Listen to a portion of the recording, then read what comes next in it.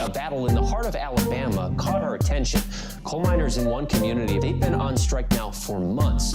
Working as long as 12 hours a day, 7 days a week, in some of the most dangerous conditions. I really think that the labor movement is the single greatest force for democracy in the history of the United States. The story of Alabama is a story of not just resilience, but of militancy. I say no contract, you say no code. No contract, no contract.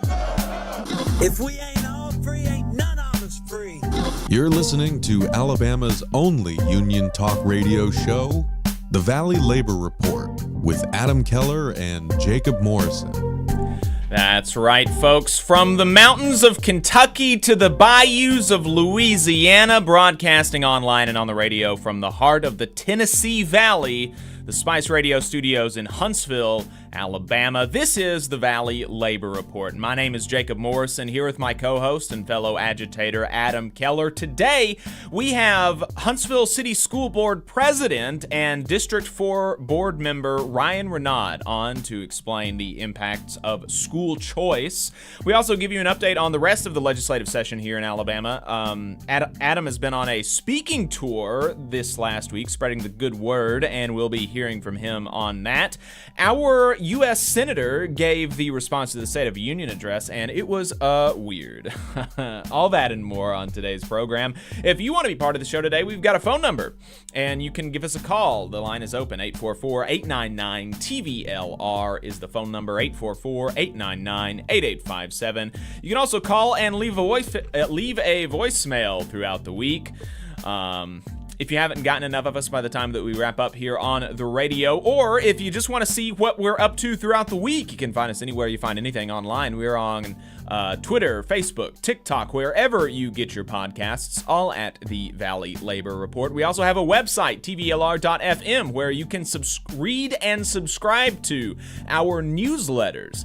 Last Week in Southern Labor and Boss Watch. You can get those in your inbox every single week so that you can know what workers and bosses are up to in the South. That's some important information, so you want to know that, and you want to be the first to know it.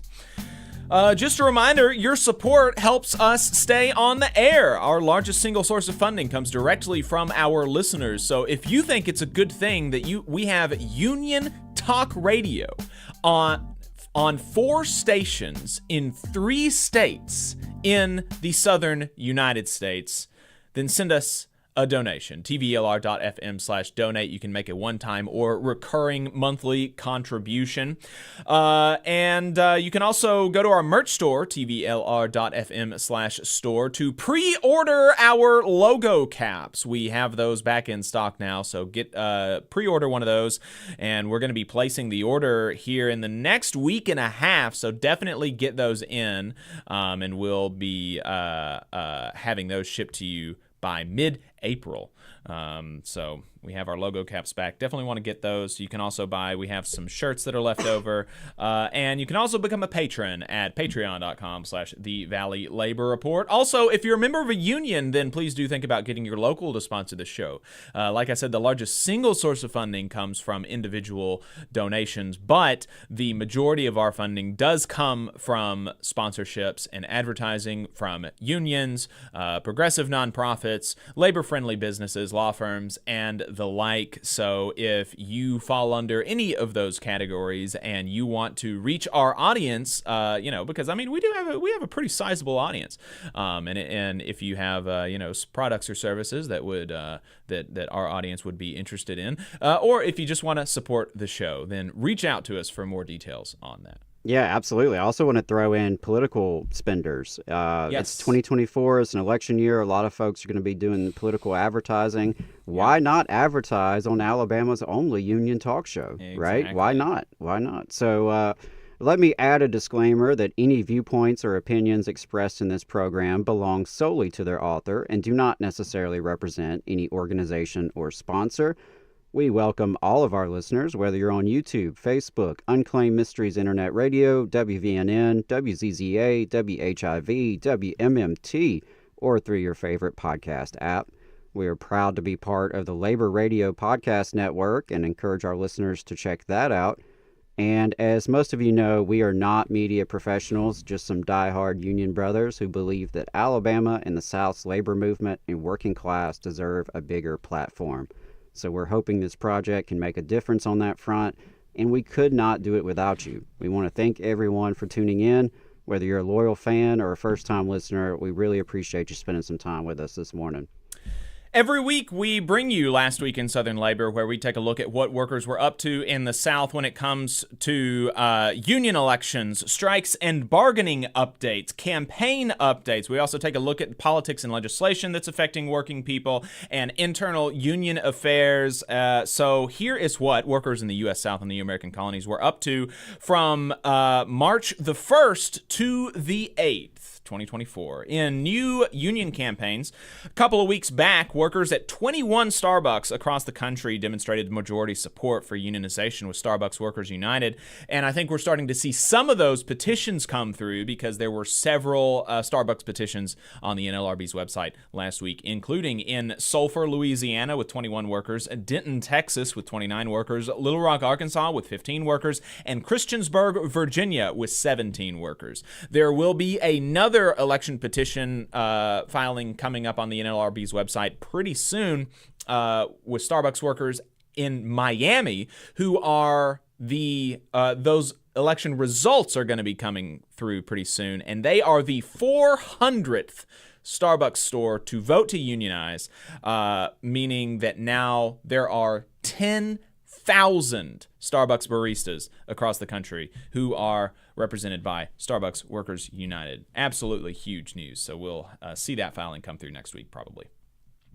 Workers likely pushed by their employer filed a petition to decertify Teamsters Local 327 as the union representing 10 workers at West Rock Service in Nashville, Tennessee, 6 workers at Arcola, a gravel supply company in Harrison, Arkansas, filed a petition to hold a union election with the Teamsters Local 373, as well as another location with 9 workers in the same city. 82 workers at United Natural Foods in Sarasota, Florida, filed a petition to hold a union election with Teamsters Local 79. Workers likely pushed by their employer filed a petition to decertify the Service Employees International Union, SEIU District 1199, as the union representing 35 workers at the Charleston Healthcare Center in Charleston, West Virginia. 5 workers at Herzog Transit Service in Irvine, Texas, filed a petition to hold a union election with the American Train Dispatchers Association. 42 workers at Bull Moose Tube in Sinton, Texas, filed a petition to hold a union election with the United Steelworkers, USW. The employer filed a petition to hold a union election after a majority of the 20 workers at Houston Landing in Houston, Texas, demonstrated support for unionization with the News Guild's Media Guild of the West, but this petition was later withdrawn because the company decided to voluntarily recognize the union. Love to see it. 9 guards at Kerberos/Maxcent in Arlington, Virginia, filed a petition to hold a union election with the Security, Police, and Fire Professionals of America, SPFPA. 20 workers at Luke and Associates in Beaufort, Texas, filed a petition to hold a union election with the International Union of Operating Engineers, IUOE, Local 465. Workers at a Toyota engine plant in Troy, Missouri, announced that they hit 30% support for unionization with the United Auto Workers, UAW, citing safety issues in particular as a motivating factor. This is the first Toyota plant in the country to hit this milestone. In campaign updates, the Council of Bosses in Alabama was not kidding when they said they would be putting out an all-out propaganda war. This week alone, there were 2 more statewide op-eds lambasting Alabamians for wanting to organize. Workers organizing with the Amazon Labor Union at an Amazon Air Hub in Kentucky are hosting DHL Teamsters from across the street, who will be talking to Amazon workers about how they recently unionized, struck, and won big. Graduate workers at Vanderbilt in Tennessee announced they hit 50% support among their bargaining unit for unionization with Vanderbilt Graduate Workers United, a UAW affiliate. Being a private university, they can unionize under the typical process. In election results, there were 5 election petition withdrawals this week. 60 workers at Red River Science and Technology in Fort Knox, Kentucky with the Transport Workers Union. 17 workers at Parker Transport in Clinton, Tennessee with the Teamsters Local 519. 13 workers at Louisiana Fair Housing Action Center in New Orleans, Louisiana. And 95 workers at Tensar Corporation in Morrow, Georgia with the Retail, Wholesale, and Department Store Union, RWDSU. Additionally, a decertification petition with 7 workers at the Daily Progress in Charlottesville, Virginia with the Washington Baltimore News Guild, CWA Local 32035, was withdrawn. 4 workers at Barbizon Capital in Alexandria, Virginia voted 4-0 in favor of unionization with the International Alliance of Theatrical and Stage Employees, IATSE Local 22. 7 workers at Leidos in Merritt Island, Florida, voted 7-0 in favor of unionization with IATSE Local 780. 9 workers at Victory Toyota in Triadelphia, West Virginia, voted 9-0 in favor of unionization with the Teamsters Local 697. 27 workers at Southeastern Paper Group in College Park, Georgia, voted against unionization with the Teamsters Local 528. 51 workers at IKEA in Carolina, Puerto Rico, voted 26-6 in favor of unionization with the International Association of Machinists and Aerospace Workers, IAMAW. 9 workers at Spartanish Associates in Norfolk, Virginia, voted 4-5 against unionization with the Teamsters Local 822. 12 workers at All Point Logistics in North Merritt Island, Florida, voted 7-4 in favor of unionization with the International Brotherhood of Electrical Workers, IBEW. And nearly 2,000 workers at Loudoun County, Virginia, working for the county, voted in favor of unionization with SEIU Local 512. In settlements, grievances, and unfair labor practices, workers at Longleaf Neuromedical Treatment Center in Wilson, North Carolina, and members of UE Local 150 were, quote, overpaid in amounts ranging from $26 to nearly $3,000 because of a clerical error, and had the overpayment deducted from their paycheck in whole without notice. Workers say they thought the extra money was a bonus and are demanding that they be allowed to repay in installments rather than all at once. Again, this payment was distributed back in January. The state of Texas took over the Houston Independent School District this year, cutting library budgets and implementing rigid, quote, school reform curriculum. The changes have prompted a wave of resignations and from teachers and protests from the Houston Education Association.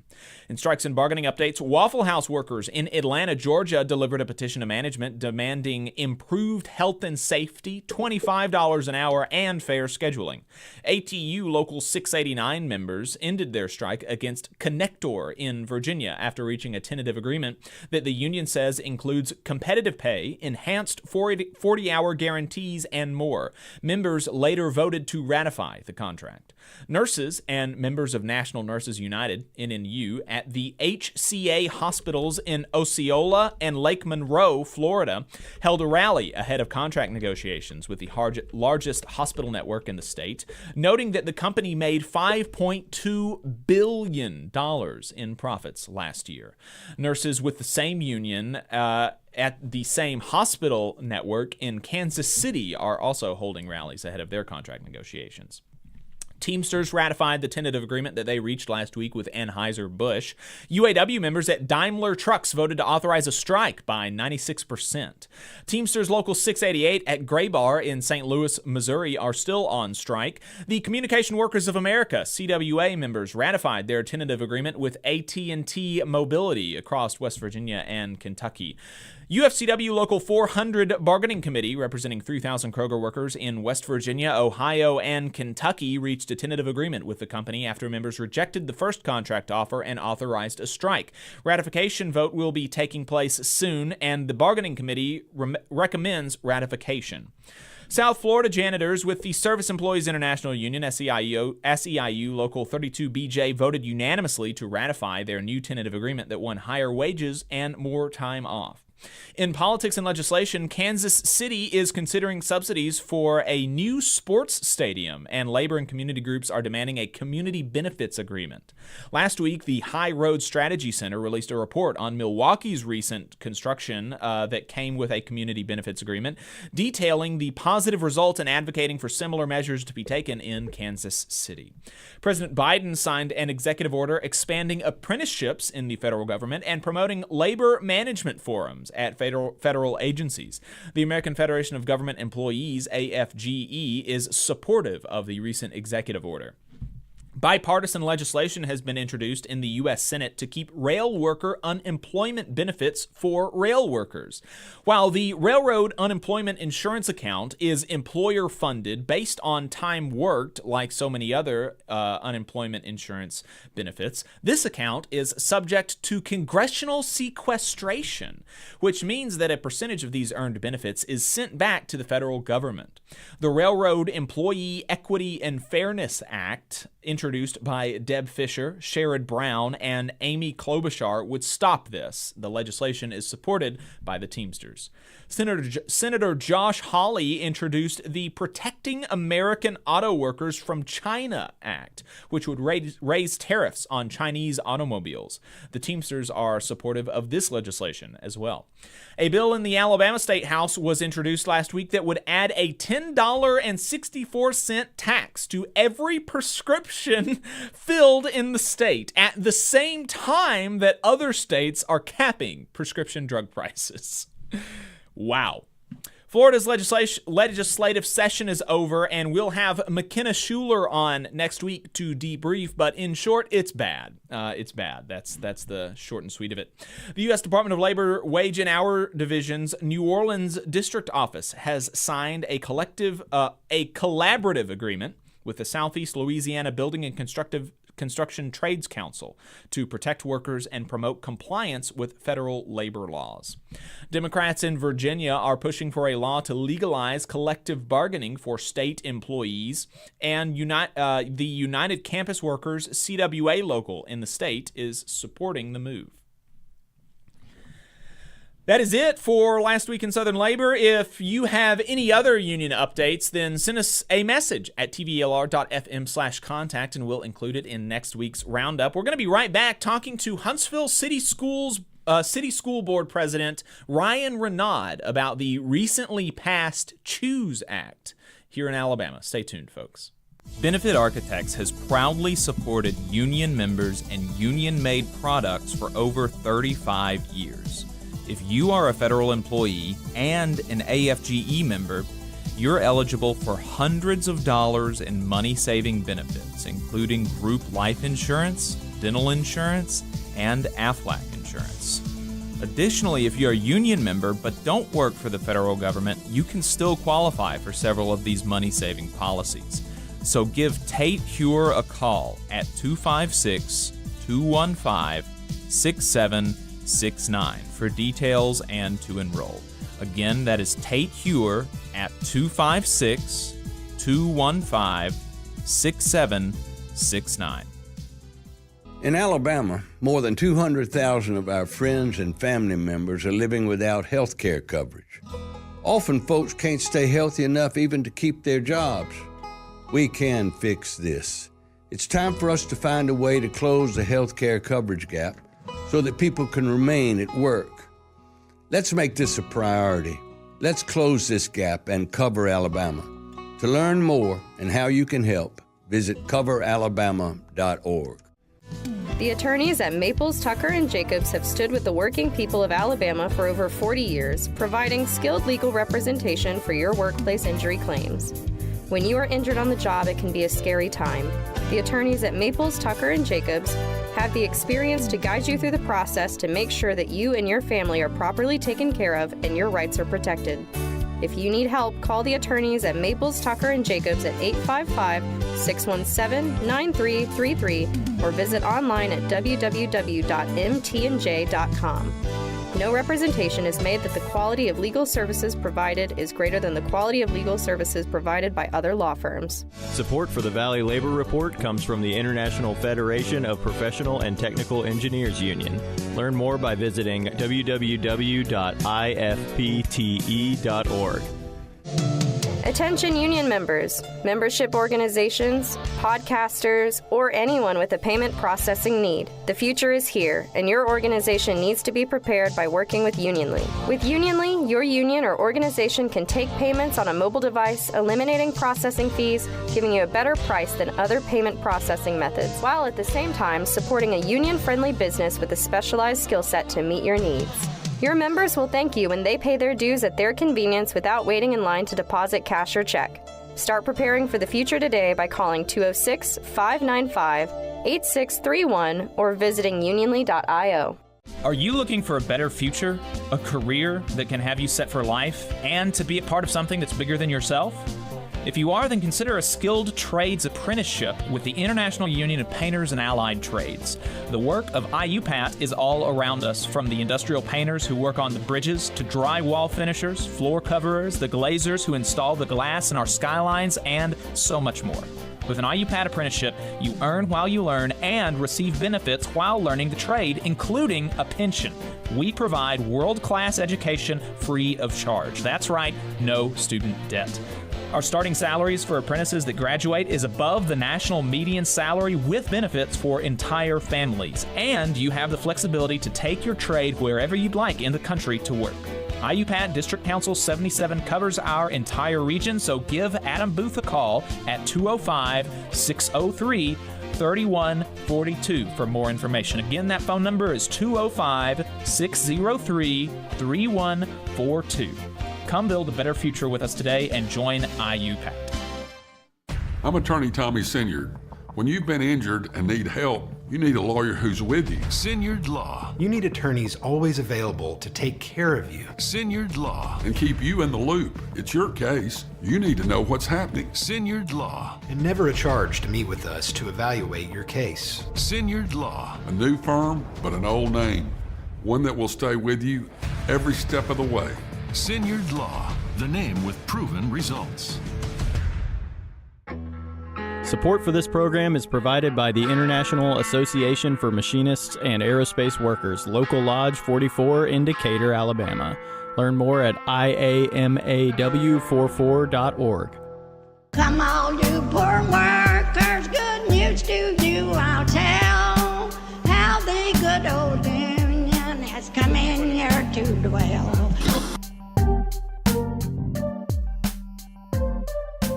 Labor creates all wealth should go to labor, and you're listening to the Valley Labor Report. My name is Adam Keller. My co-host and fellow agitator is Jacob Morrison. It's a little different with me doing the back from break today, so sorry about that. But if you have anything to add, you can give us a call or send us a text. Phone number is 844-899-TVLR.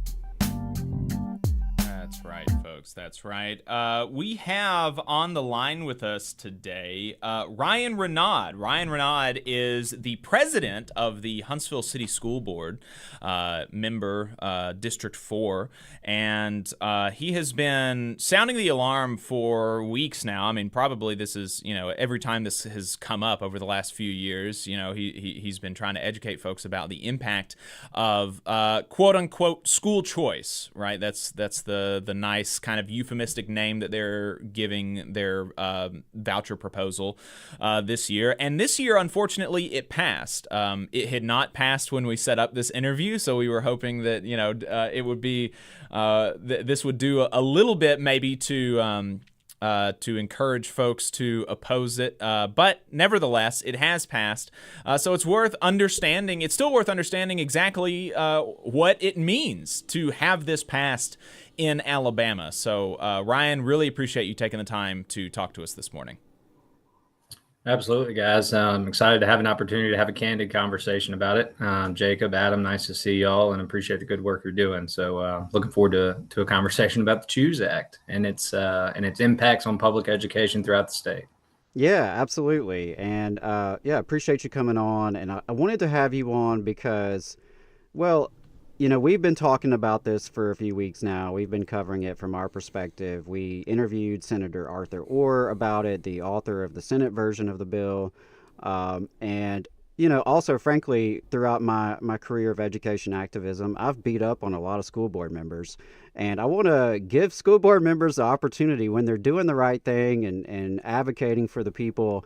I want to celebrate that as well. So that was part of it, too. I feel like I owed some school board members a solid because you are sounding the alarm, and some of your colleagues on the Huntsville School Board have been as well. And I really appreciate that because, as we've reported on the show, there has been an interesting dynamic politically where a lot of the education groups have been neutral on this, literally testified as neutral in the committee hearings a couple weeks ago. And so that, I think, is interesting to see. But I really appreciate you speaking out. And I want to just start with, why are you opposed to the CHOOSE Act as a school board member, as a citizen in the community? Why are you against this bill? Yeah, so, I want to be abundantly clear. I am not opposed to parents having a choice in how they want their child to pursue an education. If they feel that homeschool is the best track for them, they have that option. If they feel that private school is the best option for them, they should have that option. But the reality is those options have existed for generations now. My opposition to this bill is holistically rooted in the fact that we are using public money to subsidize the cost for arguably the wealthiest 5% in the state of Alabama. Historically, for the last, 5 to 10 years now, we've got an ample amount of data from other states like Arizona and Ohio, the Carolinas, on what the impacts of these voucher programs have done, not just, and this is the part that is not even a talking point in the state of Alabama yet, but it will be in the coming years. This does not just affect public education. Arguably, that's the most direct impact, undoubtedly. But this is going to affect communities from every aspect of property values to economic impacts. Here in Huntsville, we use what's called TIF fundings for a lot of the development throughout our city. TIF districts are not possible without a strong public education system. In fact, you can go ask council and mayors across cities that are experiencing high growth and development. They use their public education systems to incentivize multinational corporations or even U.S. corporations to come and build developments in those communities. Without a strong public education system, nobody's taking private school and homeschool numbers and bringing them to corporations and saying, look how good our private schools are. Right. That affects your cost of living. It affects your quality of life. Corporations, when they look at towns and cities in Alabama and anywhere in the country, the first question they ask, it's just like if you're going to buy a home, the first question you ask is, what school is it zoned for? And what is the data and the metrics on that school? How well is it performing? So this bill goes far and beyond public education, but I do want to stick to the data and the impacts of public education for the context of this conversation today. But that's kind of my justification for opposition. Yeah, well, Ryan, I know that you're going to get into some of the data, but the most fascinating thing, in my view, about this whole saga is that the proponents, at least that I've seen it, and maybe you've seen different, and I'm interested if you have, but at least what I've seen, the proponents have not even tried to make a show of justifying it based on results in other states. I haven't heard a single time or a single article about how, look, they did this in Arizona and look how great the results have been. They did this in Wisconsin. Look how great the results have been. I haven't seen that a single time, actually. And that is very...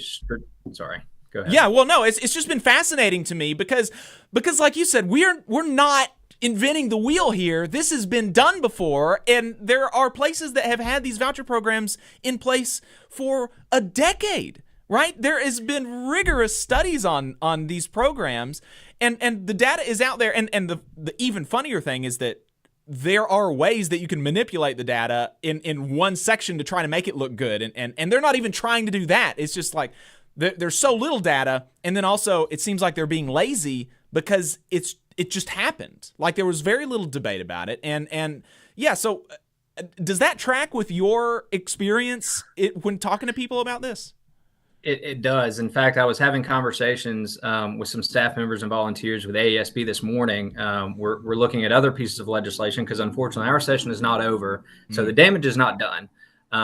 They are pushing other avenues to limit municipalities and county commissions from collecting local revenues, which inevitably would feed into our public education system, but also other departments, right? Police, fire, various municipal departments. So I was talking with him about this, and you actually heard Arthur Orr talk about how the data can be manipulated, right? Mm-hmm. Well, what he failed to acknowledge, and I appreciate you bringing that point up, is they're not even trying.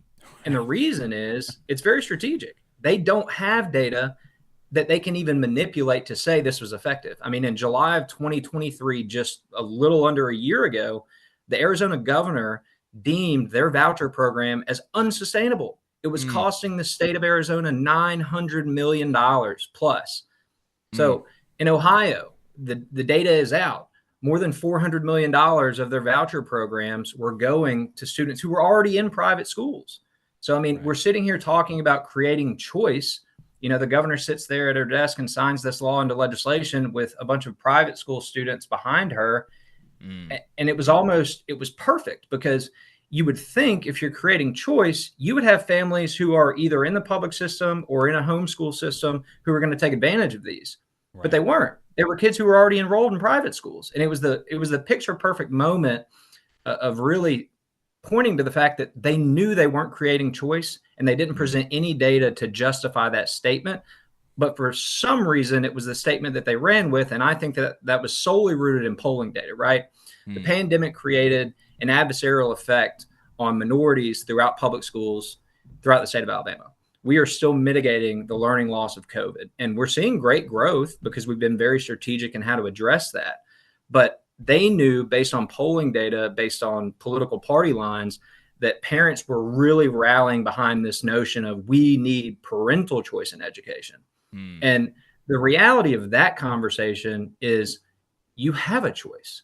I mean, I've spent the last 2 months of my life, as soon as I heard about this bill coming, and it's, you know, the 6th version of a voucher program we've seen. So I said, okay, well, let me take a different approach because right now we're not getting positive feedback. When we go down to the lobby in Montgomery or even DC for that matter, we're not getting a lot of positive feedback as school board members, as superintendents, as public school administrators. So let me take a different approach. So for the last 2 months, I've been meeting with all of the private school leaders in North Alabama. And I've done this in one-on-one meetings, but I did not talk to a single one who thought this bill would have a positive impact on their enrollment numbers, because the reality is they don't just interview the student and look at that student's proficiencies and aptitudes. They interview the family. And the number one factor that private schools have in their enrollment and application process is how engaged are the parents. So for parents who think that they're going to take their kid out of a public education system and throw them into a private school with the same level of engagement they had in the public, I mean, I hate to break it to you, this isn't Ryan Renaud's disposition. This is the disposition of private school leaders. You're not going to get in. And, you know, they talk about how this is going to be such a great asset for students who are part of the special education community. Yeah, well, I'm glad you're bringing that up. Yes. This is the heart-wrenching part, is that, you know, in Huntsville City Schools, we spend roughly $35 million on expenditures specifically for special education. 17 million of that money is locally funded. 13 is state and 5 is federal. Well, in this bill, and you heard this in the committee hearings, private schools, they know that they're not going to accept special education students. And the legislature knew this. So what did they do? They built in language that said, oh, well, the private school kids who are in special education, they're still going to be resourced from the public system. So we're losing the $7,000 voucher for that student. We're losing the enrollment money for that student from the ETF because they're not enrolled in the public system. Oh, and by the way, we've got to go send the staff and the financial resources over to a private school to service that special education student. So they have just triple dipped in the public school coffers to service a student who's never going to be in a public school, except for the fact that reality and his history tells us they're not going to get into that private school because private schools are not equipped to service the needs of that student. And so on the rare occasion that they are, the earnest is still going to be on the public system. And that, for me, it was heart-wrenching to see. And then you heard in the Senate committees, I don't know who the gentleman was that was presenting the bill and debating in the Senate committee, but he told just a blatant lie and said, well, it actually depends. He said, we're going to maintain the status quo, meaning public schools are going to serve these special education students in the private community, right?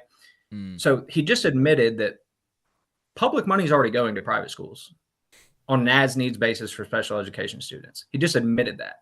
But he also told a blatant lie because he said, well, there's one occasion where it's not applicable and private schools would carry the earnest. And that's it depends on who deems that student to be special needs. Because he's basically saying, well, if the school deems it and it's not the parent, then it doesn't apply. Well, that is just factually incorrect. And anybody who's dealt in public education, any parent who has had a student with special needs or tried to get them tested for special needs will tell you, you can't put a kid in a special education class without parental consent. So to sit there and lie to the committee and say, well, it depends on who places that student. No, it doesn't. Because a school cannot put a kid in a special education program without parental consent. They can't even test them without parental consent. And so, between the fallacy that was creating choice for parents or the fallacy that was, well, it depends on who's placing the kid in the special needs program, this bill was something that was a farce. And it was something that the public was just absolutely in the shadows and in the dark on because the legislature, for whatever reason, steamrolled this through. And it was really heartbreaking to watch. You talked about how it seemed like misleading that they were, the choice thing. And you talked about how private schools just, they're not going to let a lot of these kids in. And we had Dr. Joshua Cohen on he's an education policy expert to talk about some of this stuff. And he said that, yes, obviously there are private schools that are going to be better for one reason or another than public schools. But those, like you said, they're not going to be letting a lot of these public school students in. And instead, what you're going to see is, Bubba's Bible School open up, and obviously low road, not quality education. And the data that we've seen from that is that children who leave public school and go to a private school actually see deteriorating academic achievement, on par with, and sometimes in many cases above, the deterioration in academic achievement from COVID. So this is, it's just absolutely all around seems like a terrible, terrible policy. And like you said, subsidizing the wealthiest people in the state of Alabama who were already going to private school, and taking that money from public schools in Alabama and from the folks who are taxed in Alabama, and Alabama's regressive taxation system where poor folks pay more as a percentage of their income than wealthy folks. So really, this bill is probably the largest wealth transfer in the state of Alabama in years, from the bottom to the top. And I want to talk about, you hinted on this, it's a subsidy for the wealthiest in our state, but it's also a subsidy, it's minority rule. Less than 14% of students in the state of Alabama attend homeschool or private school. And actually enrollment in private education over the last 5 years has gone down. We've seen more people transfer out of the public system and go into homeschooling programs. And so, this minority rule notion, when we have a super majority in the legislature in both chambers, where we're subsidizing costs for the minority of our students and families, is something that for me is unfathomable. But I also want to touch on this is, aside from it not being a level playing field because of the unfunded mandates that the legislature has on the public system, we have no idea what the long-term implications on this are. Because in 2027, the cap goes away. It's not just $100 million out of the ETF or into the education savings account. There is literally no cap on who's eligible. Any family in the state of Alabama can come and take advantage of this program. And we saw it in Arizona. it robustly jumped to more than $900 million. And that's what we're looking at in Alabama here in 3 short years. I mean, for me, it was just, it was really, really tough to see. And then, aside from that, I don't know if y'all saw this in the bill, but there's nothing in the Alabama legislature right now that solely protects public education from proration. Now, we have a small, what's the word I'm looking for? There's a code that basically says if proration is more than 3%, that we can transfer funds, and there's a slight protection, but it's very loose language and it's applicable based on the legislature's interpretation. In the CHOOSE Act, these education savings accounts that they're funneling money to private schools are fully protected from proration. Wow. I mean, explain what proration is for folks who may not know. So basically, I want to say 2009 was the last time that the governor issued an application of proration, where basically they've overspent before the budget is come to the end of the fiscal year. And based on their projections of spending, the governor can partake in an executive action, for lack of better terms. And I think Bentley was the one that did it in 2009, and he applied a 10% proration. And so basically it adjusts your budget by whatever percent that executive action deems necessary. And so, I mean, you're talking about people taking a hit on their salaries. You're talking about school systems taking a hit on their budgets, which, keep in mind, a lot of school systems rely on contracts. So when we sign a contract, it's not that, oh, well, we just cut that contract back. No, at the end of that fiscal year, that money is still due to that vendor. Transportation, for example, here in Huntsville City Schools, we spend $14 million on transportation. Only $6 million of that comes from the state. So if we were hit with a proration and instead of $6 million, we only got $4 million, our school district is going to be responsible for covering that $2 million differential. But the private schools are fully exempt from proration. Wow. Yeah. I did not realize that, and I'm glad you brought that up. And that kind of segues into what I wanted to get at as well, which is, the justification I've heard from some legislators is, well, there's a record education budget, right? There's plenty of money to go around. So why are y'all so upset about this little pot over here? And so, I've been asking around and talking to education folks, like, do you think your school has all the money it needs, right? Are there any like needs that aren't being met? And of course, anyone in public education knows that there are a lot of needs unmet across the state. Huntsville is fortunate to have a pretty, robust local tax base compared to a lot of, particularly rural areas in the state who have very little local funding. But could you talk about what are some of the things that you would like to see funded and supported from a local school district perspective that isn't happening now, and certainly seems less likely given the funneling of money to this program? Yeah, absolutely. I mean, so first of all, I want to touch on the Record Education Trust Fund budget, right? Because that's a big hot button issue, and it provides justification to the legislature to say, well, we can afford to transfer funds to give choice.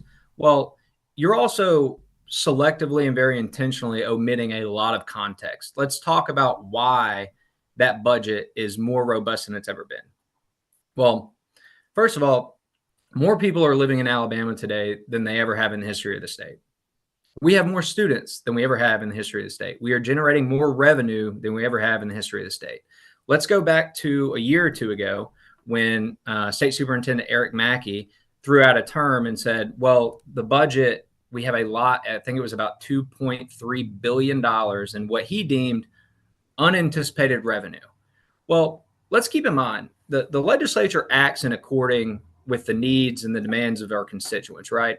So if we have $2 billion in unanticipated revenue, meaning that money was never budgeted, like we had our budget and then we got the revenues in and we said, oh, we've got a huge pot of money that we didn't allocate. Well, we could very easily, the State Board of Education, the state superintendent could draft a plan for that money, submit it to the legislature, and the legislature could submit that to the governor and say, we need a special session. We've got this huge pot of money and we've got this long list of needs. That never happened. So we instead created an education savings account, and we're now directing that funding into the private sector. So that's one thing, just to contextualize the conversation about the largest budget, is that statement holistically lacks a lot of context. Right. Secondly, in terms of needs, yeah, I mean, I touched on two of these already, right? So special education is a huge population here in Huntsville City Schools. We have the highest concentration of special education students, arguably in the entire state. There might be 3 or 4 other districts who can compare to us. The state average is 10%.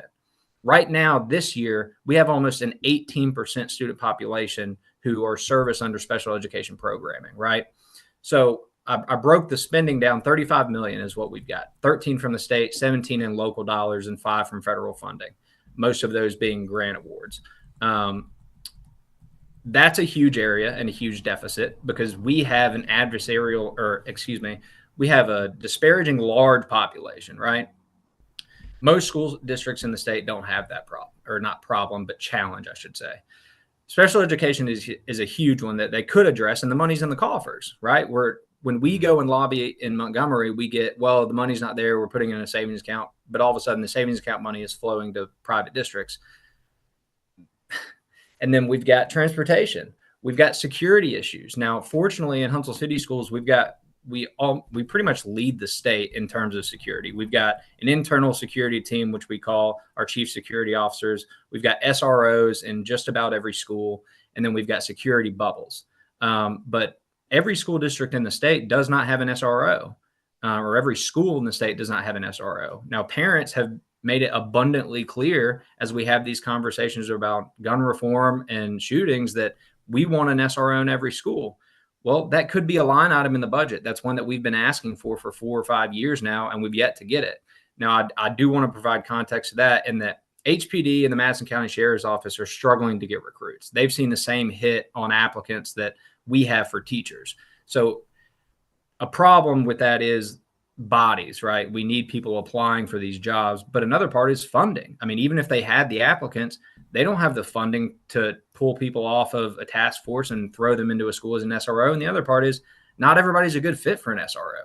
Just because you're an effective drug task force member or traffic patroller doesn't mean you're going to be a highly effective SRO. But I would say security, special education, transportation, and then a big thing for me is the unfunded mandates. The Literacy Act and the Numeracy Act play a huge serve as a huge financial impact for public education districts. These are things that the state told us as local boards of education, you are going to do this because we think it has a value in transparency and tracking the data in public ed. Well, then why didn't you fund it? And so another huge one that we spend, I want to say, please don't quote me on this, I think it's around $3 million a year. We are very fortunate in Huntsville City Schools. We have a pre-K in every school. We have a pre-K unit. Now, the demand is so high that a lot of parents are frustrated because we can't service everybody and you get put on a wait list. But if we had state funding, we could add units, hire more teachers, and have students in a classroom setting at ages, 3 and 4 before they're enrolling in kindergarten. But we don't get any money from the state of Alabama for pre-K. I mean, you heard President Biden talk about it, and he's advocating for a nationally funded or federally funded universal pre-K system. Would love to see it. We've heard conversations in the state, but right now we don't get a penny for it. Pre-K is huge, security, transportation, special education. I mean, we could have this conversation for days on end, but I think it really goes back to the money's there. They haven't allocated it. It's not being dispersed into our local school districts. Yet here we are having a conversation about subsidizing private education. And I don't know. I do know where the pressure is coming from, and it's along party lines. I mean, that's not really hard to find. I don't know if y'all are familiar with this, but there's a really scary proposition out there if you've heard of Project 2025. And it talks about dismantling the federal Department of Education, which we'll save that for another day. But summer learning programs, we spend a couple $1 million a year to help mitigate the learning loss of COVID here in Huntsville City Schools. And we see tremendous growth. Just last year, when we got our data back, we invited more than 2,500 families. I think we had 800 that showed up. And of those 800 students, we saw almost 2 years of growth in 1 month of a summer learning program. Fully funded by local dollars. We didn't get any money from the state for that. Yeah. I think those are really important for folks to recognize that there are so many unmet needs. And when you hear talk about a record budget, there is a lot of context that's left out because, as I mentioned, Huntsville is fortunate to have local taxes that, Selma doesn't have, right? And they will often couch some of this language in like equity terms, that this is for disadvantaged folks, when really this is taking from the many for the few. And, so I really appreciate you laying out some of those areas. I think pre-K is one that really resonates with me because we have a very successful pre-K program in Alabama. First class pre-K is well renowned, but it is not funded to where every student can actually take part. We have a great pre-K program. It's not universal. You've got districts like Huntsville that are using their own funds to try to, meet these needs. But we know how effective pre-K can be in getting children ready for kindergarten and ready for elementary school.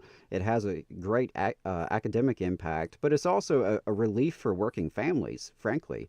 It's a form of social welfare, in my opinion, because childcare is incredibly expensive, and it's a benefit to the community when parents and families can take their 3- and 4-year-old to a high-quality program and know that their kid is safe, know their kid's learning, right? And they're not having to come out of pocket $400, $500, $600 a month or more.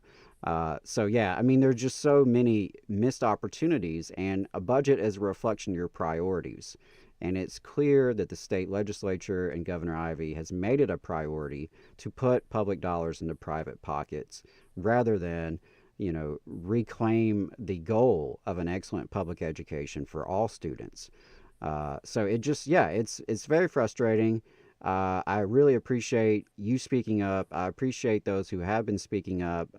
Well, Adam, before we let him go, I had one more topic that I wanted to ask him to touch on, because I haven't heard just a whole lot about this, and that's the accountability for the private schools that are going to be getting all of this subsidization from Alabama's public school system. What are the accountability measures for, what are schools going to have to do to get this money from Alabama? Yeah, Jacob, it's a great point. I appreciate you bringing it up. You have not heard a lot about it because there is none. Literally, the only reporting requirement is that test scores from these private systems are to be sent to the parents. But they don't have to take the same tests. No, absolutely not. There's no standardized testing requirement. There's no ACAP. There's they are not beholden to the Alabama Literacy Act. They're not beholden to any of the state mandates. They're not even beholden to any testing requirements. I mean, I literally looked at it this morning, and their only requirements to ensure that they're sending the testing data to the parents. And then there's a submission to the Department of Revenue for the families that are participating. But notice it's not the Department of Education. Wow. Right. Yeah, it's and as you mentioned earlier, Jacob, about Bubba's Bible School, I do really wonder if we're going to see some fly-by-night operators, come through, because we've seen that sort of thing in other states where folks try to, corner this as a market opportunity and think, hey, we're going to have a bunch of families out here think they have $7,000 to spend. And, Yeah, well, and we asked Senator Orr about that. And, we talked about how these schools will close up after a few years. And, his response was like, well, I would think that that's kind of the market correcting itself. And it's like, in a sense, but also it's ruining, hundreds of lives in the process. Having a school go under is not the same as having McDonald's close up, right? That's a great point, Adam, and Jacob too, is, when I was having conversations with private school leaders over the last 2 months, one of them are actually who brought this to my attention. They said, Ryan, our concern really, and they're not going to lobby against it, right? Because that's why they're in the private system. They don't want anything to do with the Department of Education, and justifiably so. But they're not going to step out and put their necks on the line and lobby against this. But one of them brought this to my attention. They said, Ryan, our concern is that this bill is actually going to lower the standard of education in the private sector. Because to your point, when we get a bunch of Bubba's Bible schools, it's going to be parents who don't get into the school they want to be. And all of a sudden they hear of 100 other parents who didn't get into the school they wanted to get into. And they're going to go, well, we've got this money, we still think we can do it better than the public system or a homeschool system. So they're going to form a private school, and they're going to go pay. I mean, let me tell you right now, here in Huntsville, market rents are not cheap. Right. And it's not cheap to buy anything. I mean, these people are going to be paying tens of thousands of dollars a month in rent. And then there's not going to be any accreditation. There's not going to be any sort of standardized curriculum or testing. It's going to be parents who got frustrated and said, well, we'll figure it out along the way. And ultimately, you're going to be hurting the student. I mean, to your point, and we touched on this earlier with it being minority rule, but there's over 780,000 students in the state of Alabama enrolled in the public education system. So you can talk about a record budget all you want, but there's a record number of students. There's 80,000 students across the state of Alabama who are enrolled in private schools. So it's something, that was a point of frustration that I had, is that our legislature was not only reluctant or just flat out not listening to the public education community, they weren't even talking to the private education community. Because if they had, I think this bill would have looked a lot different. Adam, do you have anything else? I don't know. I just really appreciate it. And keep up the good work in terms of trying to educate folks and continuing to lobby for, local school districts, because there's just a lot more that needs to be done. Every kid deserves a great public education, and I think that has to be the goal. And that's what we have to, unite folks around: parents, students, educators, community members. The vast majority of us rely on the public school system. We all as a community depend on a thriving public school system. So, let's just keep on fighting the good fight. Likewise, guys. I appreciate the time and opportunity. You guys keep up the good work as well. All right. Thanks, Ryan. Ryan Renaud, president of the Huntsville City Schools Board, District 4, member from District 4. Appreciate his time. Really great information there. Yeah, absolutely. I thought it was important to have that school board perspective, because it's one thing for me as a former teacher, former teacher union guy, to be against private school vouchers. Of course I'm against them, right? That makes sense. But I really appreciate it. And like I touched on earlier, the AASB, the Alabama Association of School Boards, class, the principals, administrators group, the Superintendents Association, and of course the Alabama Education Association, the biggest education employee group, all laid down on this. They all gave up on this and, left it to little old Alabama Rise to be the only one testifying against it a couple weeks ago. And I'll give credit to AFT as well, the American Federation of Teachers, who also has spoken out against it. But there's a lot of organizing that needs to be done to defend public education in the state, clearly. Yeah, absolutely. And, this should be a wake-up call to AEA members about the organization that you're a part of and its effectiveness. They have, they've laid down with the snakes, and you are starting to get bit. AEA is a democratic organization, as much as some people, don't want it to be, and that's, I think, within and within the organization and outside of it. But it is a democratic organization, and you teachers in Huntsville or wherever you're listening to this can be part of the leadership.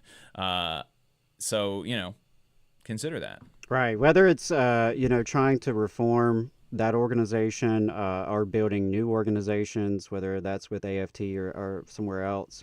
I mean, at the end of the day, educators have to get organized, because the status quo ain't working, and the status quo is getting worse. Right. And so, there again, and we'll talk more about some other issues in the legislature, but there's just a lot happening that's impacting, public school employees. And right now, I don't see that you have the voice that you deserve. Yeah. All right, folks, we're going to take a break. We're going to be right back with Boss Watch and some more Alabama politics. Stay tuned. In Alabama, more than 200,000 of our friends and neighbors are living without health care coverage. Often folks can't stay healthy enough to keep their jobs. We need to fix this. Let's close the health care coverage gap. To learn more, visit coveralabama.org. Support for this program also comes from the Iron Workers, Local 477. So if you are looking for contractors with lower than average EMR and TRIR, they tell me that if you need to know what those mean, then you will. Or if you need to supplement a workforce at any level for any amount of time, short or long term, if you need iron workers that come trained and certified at no extra cost, or if you need workers from superintendent down to general laborer, and you're looking to start work on a project, or you're unhappy with your current contractor situation, you need to call my friend Jeb Miles with the Iron Workers Local 477. They only work with the best in the business, vetted contractors, and can do all kinds of jobs from roofing to steel and bridge erection, from welding to heavy rigging, from structural repairs to machinery alignment, and much more. They supply manpower on 4 of the 5 largest projects in North Alabama, so you know they're legit. If you need good quality, safe, efficient, diligent, and knowledgeable workers on your job, then you need the Iron Workers Local 477. Call Jeb Miles at 256-383-3334 or via email at local477@bellsouth.net, and make sure you tell them that you heard about them on the Valley Labor Report. We're the nurses, firefighters, and claims representatives that help keep our government services running. We respond to natural disasters. We care for our nation's veterans, and we investigate discrimination in the workplace. We are federal and D.C. government workers, and we are proud to serve the American people. Working in more than 70 agencies across the government, we know we can fulfill our mission because our union has our back. Learn more at AFGE.org. Paid for by the American Federation of Government Employees, AFL-CIO. The Laborers International Union of North America, Local 366, is proudly recruiting North Alabama workers to work construction and nuclear plant maintenance. If you're interested, please contact Donna at their training center to start the process. That phone number is 256-415-7452. Again, that phone number is 256-415-7452. No experience is needed. Free training is offered, but you must be able to pass a background check and a drug test. Local hiring that grows our community with good-paying jobs that have benefits is their mission. Live better, work union, Local 366, feel the power. Support for this program also comes from the Mid-South Council of Retail, Wholesale, and Department Store Union. Learn more at rwdsu.info. I'm Attorney Tommy Sinyard. When you've been injured and need help, you need a lawyer who's with you. Sinyard Law. You need attorneys always available to take care of you. Sinyard Law. And keep you in the loop. It's your case. You need to know what's happening. Sinyard Law. And never a charge to meet with us to evaluate your case. Sinyard Law. A new firm, but an old name. One that will stay with you every step of the way. Sinyard Law. The name with proven results. Come on, you poor workers, good news to you I'll tell. How the good old union has come in here to dwell. Alabama's only union talk radio show. This is the Valley Labor Report. My name is Adam Keller. My co-host is Jacob Morrison. If you've got anything to add, you can give us a call or send us or leave us a voicemail actually at 844-899-TVLR. Yeah, I really enjoyed that interview, Jacob. Seems like some other folks did as well. We'll have that clipped and dropped on the channel, this week. But yeah, really appreciated Ryan coming on and having. Always love to talk education, of course. Yeah, absolutely. Really enjoyed that conversation. It was really good, and we will absolutely have that clipped. We're going to release it later in the week. So if you liked it, subscribe to the channel and hit the notification bell so you will be notified when we drop that clip. Subscribe to the channel anyway, though, if you just like what we're up to. Absolutely. We've got like 8,650 or something. Yeah. I would love to get 10,000 by May Day. Yeah, let's do that. I think that should be our new goal. 10,000 subscribers on YouTube by May Day. There you go. 10,000 by May Day. We'll see if we can hit that. Right now we have about 30 people watching us on YouTube, and only 23 people have liked the stream. So if you haven't liked the stream, please do that. And same thing on Facebook. Appreciate everybody tuning in. Joe and Mel watching on Facebook. Appreciate y'all as always. Everybody in the YouTube chat having conversations about the interview with Ryan Renaud, Jacob from North Alabama, not me. Also have Huntsville Dim Worker, and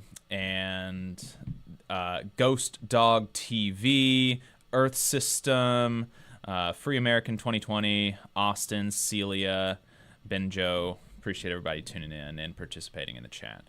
One particularly interesting comment from I think it was from Free American 2020, said that no private schools in my area have National Merit Scholars. That's kind of fascinating. Interesting. Yeah, that is interesting. I wonder if that's there's like a similar dynamic in Huntsville.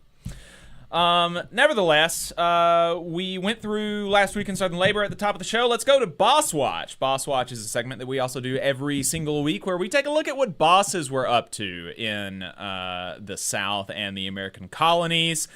Take a look at the ways that they were violating the law, violating people's rights, stealing from people, getting people killed, stuff like that. We're going to start in Georgia this week, where investigators with the U.S. Department of Labor's Occupational Safety and Health Administration found that in 2023, 2 Piles Plumbing and Utility Contractors Incorporated, 2 of their employees in Macon, Georgia, were installing sewer line piping in a trench when the trench's side collapsed.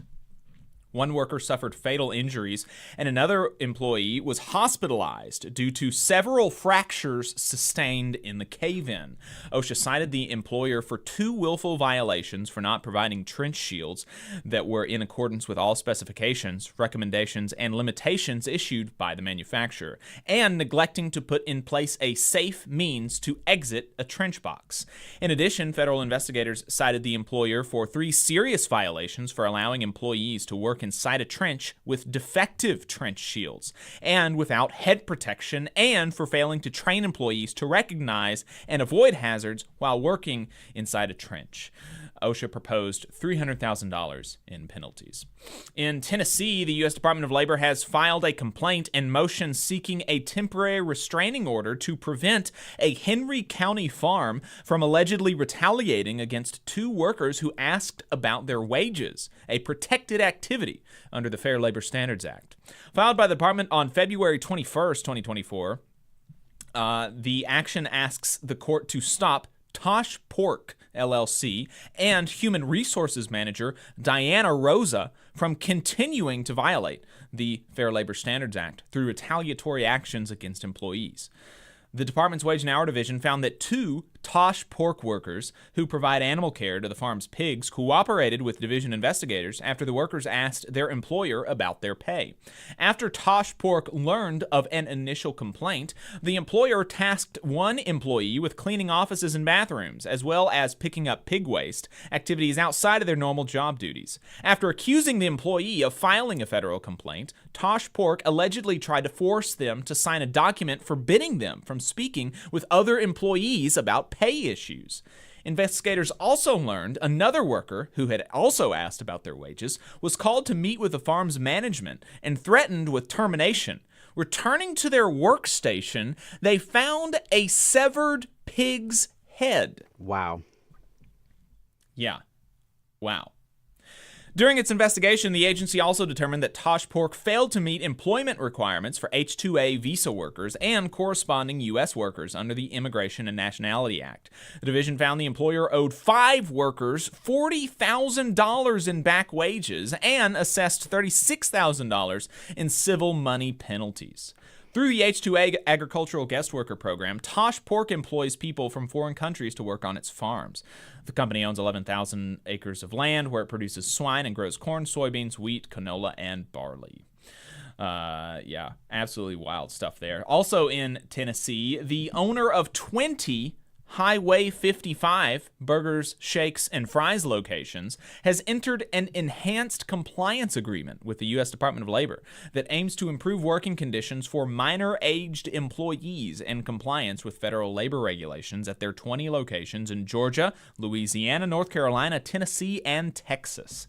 The agreement comes after the department's Wage and Hour Division investigated the Little Mint Incorporated, operating as Highway 55 Burgers, Shakes, and Fries in Crossville, and determined the employer employed 13 children to work after 7 p.m. between Labor Day and June the 1st, and more than 3 hours during a school day, both violations of child labor provisions of the Fair Labor Standards Act. In addition, the employer employed a 15-year-old to use manual fryers for cooking fries, a prohibited task for workers under the age of 16. As part of the agreement, the Little Mint must take the following steps at each of their establishment to include any current and future locations owned to ensure compliance, and those are basically following the law. Absolutely crazy stuff. For coal miners, the U.S. Department of Labor announced last week, that its Mine Safety and Health Administration completed impact inspections at 15 mines in 10 states in January 2024, issuing 188 violations. The agency began conducting impact inspections after a 2010 explosion in West Virginia at the Upper Big Branch mine, killing 29 miners. MSHA's impact inspections since 2023 identified almost 3,000 violations. And the agency conducts impact inspections at mines that merit increased agency attention and enforcement due to poor compliance history, previous accidents, injuries and illnesses, and other compliance concerns. Of the 188 violations MSHA identified in January, 63 were identified as serious and significant, and 1 had unwarrantable failure findings. The agency completed these inspections at mines in Arizona, California, Illinois, Kentucky, Missouri, Oklahoma, Pennsylvania, South Carolina, Virginia, and West Virginia.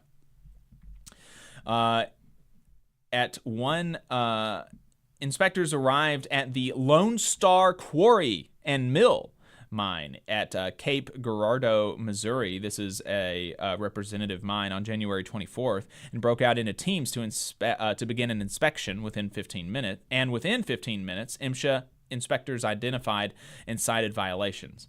The total violations included 13 significant and serious, with several hazardous conditions that posed a significant risk to the safety and health of miners. Specifically, MSHA inspectors found the following conditions existed at the mine: multiple places with unconsolidated loose rock on a high wall, which could cause fatal injuries to miners falling from rocks; several defects on a haul truck in operation, exposing miners to the risk of serious injury in the event of a steering or dump brake failure; inadequate parking procedures for unattended equipment; and other serious violations, including housekeeping hazards, fire hazards, and electrical hazards. Several other stories that we wanted to just give you the headlines of. The U.S. Department of Labor cited Atlanta, Georgia chemical manufacturer SIC Technologies with a staggering 67 violations and a proposed penalty of almost $300,000 for exposing workers to a series of workplace dangers associated with chemicals and struck-by hazards. The USDOL's Wage and Hour Division found 53 locations of Boomerang Diner failed to properly calculate overtime wages and recovered $54,000 in stolen wages and $54,000 in liquidated damages for 107 employees. The U.S. Environmental Protection Agency announced a settlement requiring Haifa North America in Altamonte Springs, Florida, to pay a civil $660,000 penalty for violations of chemical data reporting regulations under the Toxic Substances Control Act. The USDOL recovered over $400,000 in back wages, unpaid bonuses, and equitable remedy, and liquidated damages for 2 former Mercedes-Benz workers in Alabama after the employer violated their rights to protected leave under the Family and Medical Leave Act. A Camp Hill, Alabama electrical contractor could have prevented a 22-year-old electrician from incurring life-threatening arc flash burns by following safety procedures they knew were standard in the industry, a USDOL investigation found. OSHA proposed almost $100,000 in penalties for Smith's electrical service and repair. The U.S. Department of Labor's Wage and Hour Division found that Gaston Group, LLC, operating a 7-Eleven in Fort Worth, Texas, failed to pay 21 employees for all hours worked. The department recovered $20,000 in owed back wages, $20,000 in liquidated damages, and $13,000 in civil money penalties. The U.S. Department of Labor safety investigators found a Selma brick manufacturer exposed workers to silica crystalline respiratory hazards that have the potential to lead to lung cancer, chronic obstructive pulmonary disease, and kidney disease.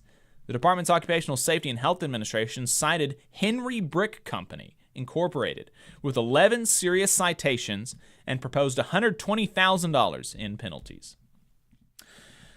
So there you go. That's Boss Watch. Bosses always breaking the law, harming their employees, stuff like that. We have some more Alabama politics updates. Like Ryan Renaud said, the Alabama legislative session is not even half over. It is. I think this week ended it at half. Is it half? I think it is now halfway over, thankfully. I don't know about because it can last till like mid-May, can't it? Yeah, they have been going at a breakneck pace though. They've been having extra. So you think maybe they'll adjourn early? Yeah, maybe early May. Maybe. Crossing my fingers. Yeah. So Alabama Arise, like Adam works at Alabama Arise. They do great. They're I think the best nonprofit advocacy organization down in Montgomery, doing I mean, as far as I can tell, more work than anybody in this space with like half of the team. They're doing a really great job. Last week, they're doing these weekly updates, and they come out on Monday. So, unfortunately, this one is going to be pretty. We're going to play the most recent update. It's going to be kind of dated, but we'll update you on the things that need to be updated. But it's a really good summary in 3 minutes of where we're at with the session. So we wanted to play that for you and then expand on some of the other stuff. So Adam, let's play this from Alabama Arise. Hello, my name is Akeisha Anderson, and I am the Policy and Advocacy Director for Alabama Arise. I am excited to be here to give you yet another legislative update. Last week marked the 4th week of the 2024 legislative session. Thus, we are now entering into the 5th week of legislative session. By the end of this week, the legislature will officially be halfway through their session, which means that they could, if they decide, be slated to end this year's legislative session much earlier than the last day that they are constitutionally allowed to meet, which is May 20th. Last week, quite a bit happened. For starters, the CHOOSE Act, which threatens public education funding, passed out of the House. 2 IVF bills designed to put a Band-Aid on the Alabama Supreme Court's decision passed as well, one out of each chamber. The dangerous absentee ballot bill, SB 1, passed out of committee in the House. And last week also, the alarming child labor bill, which removes protections designed to ensure that 14 and 15-year-olds who work also perform well in school, was in committee in the House. This bill, however, was carried over and is expected to be heard in committee again this week. Also in committee this week will be the Anti-Diversity, Equity, and Inclusion Bill, SB 129, another IVF bill, SB 325, several voting rights bills, including one that allows people to easily update their address after voting, that's HB 86, one that prohibits political parties from disqualifying candidates from the ballot due to who they receive contributions from, that's HB 186, and also HB 218, which is a bill to allow improperly marked provisional and absentee ballots to be cured. Also in committee this week is HB 238, which will remove the sales tax off of diapers, baby supplies, maternity clothing, and women's hygiene products. HB 227, which would reform our ethics laws, is also in committee this week. So is SB 4, which would prohibit most flags from being flown on public property. And lastly, HB 32 will be in committee this week. HB 32 is one of Arise's priority bills, and this will amend our felony murder rule to make it less broad and more aligned with the way that most states apply this unique legal provision. HB 32 will also have a public hearing on Wednesday at 1:30 p.m., and I myself will be testifying in support of the bill alongside some of our friends from Arise. Although not listed on the legislature's website at the time of this recording, I also anticipate that the Senate will take up both gaming and the Choose Act in committees this week. In fact, I would actually be surprised if they don't take up both or either of these issues. I mentioned earlier that at the end of this week, the legislature will have used half of their allocated meeting days for this session.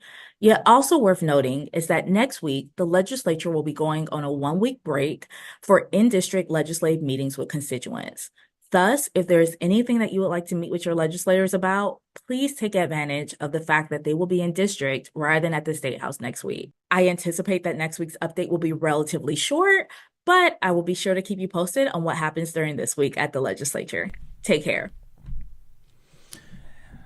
AlabamaArise.org, I think, is the website if you want to get those. ALArise.org. Okay, ALArise.org. If you want to get those updates yourself, it's always really good. They've got a lot of good stuff, and good analysis. Yeah, there's so much to talk about there. Yeah. Honestly, a lot.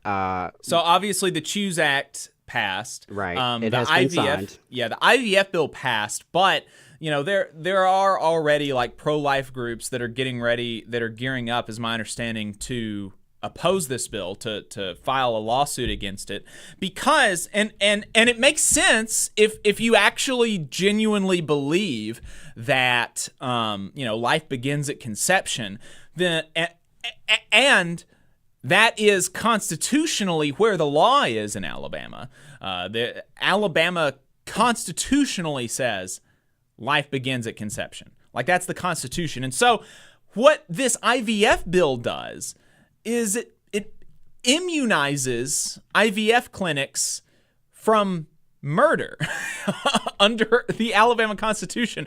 And I'm not totally convinced, and neither are, IVF proponents, which is why, a lot of people think we need a constitutional amendment. And also neither are some pro-life groups, which are convinced that this is murder, that IVF, when they destroy these embryos, that it's committing murder. And so what this IVF does is it basically immunizes IVF clinics from murder under Alabama law. And I'm not sure that you can do that without a constitutional amendment. So, yeah, we'll see what happens there, and we'll keep you up to date on it. But absolutely, Looney Tunes, fascist and theocratic kind of stuff going on in the state of Alabama regarding, women's reproductive health. But those were the only two bills that passed last week. No. There was more. There was more? Yeah. Did the absentee voting bill pass? Was that one of them? Okay. I do. Yes, SB 1, and that is a bill we've covered extensively on the show both this year and last year, because they tried to do it last year. They failed. They were successful this year. It really cracks down on absentee voting rights, specifically helping people. So if you serve in a union role, for example, you're a union organizer, you're a political coordinator for your local, like I am, and you want to get out the vote among your membership, this bill could criminalize you if you are assisting folks in voting absentee. There was a lot of concerns from the disability community, folks who often, may require some assistance and typically require voting absentee. So, and they justified this for quote unquote voter fraud, which is basically non-existent. There's like a handful of cases in Alabama over the last several years, and I say a handful. And in many of those cases, it was Republicans, right? So, I mean, it is just bizarro. They are making laws based on BS, like stuff that is just not real. And so you have some legislators down there who know this stuff isn't real and are playing the game for politics. And then you have some who are like high on their own supply and really believe some of this propaganda and believe some of this nonsense. And, so you've got like the cynical actors, you've got the just true dyed-in-the-wool reactionaries. But one of the bills that was passed was the SB 129, the DEI bill, which is really an attack on so many folks. It's an attack on diversity, equity, inclusion. It's an attack on gay folks. It's an attack on trans folks. Like, there's so much language in the bill. Was that bill the one that expanded Don't Say Gay to 12th grade?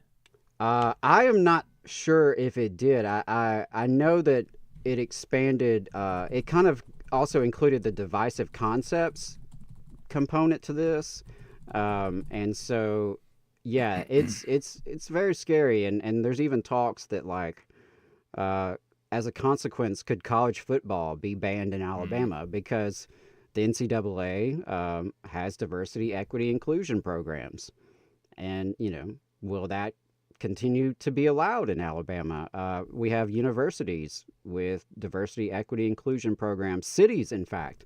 Even Huntsville Mayor Tommy Battle, who I disagree with on about 99% of things, even he came out and said, listen, y'all, this is kind of crazy. Like, to ban DEI, it's ridiculous. And it's not that...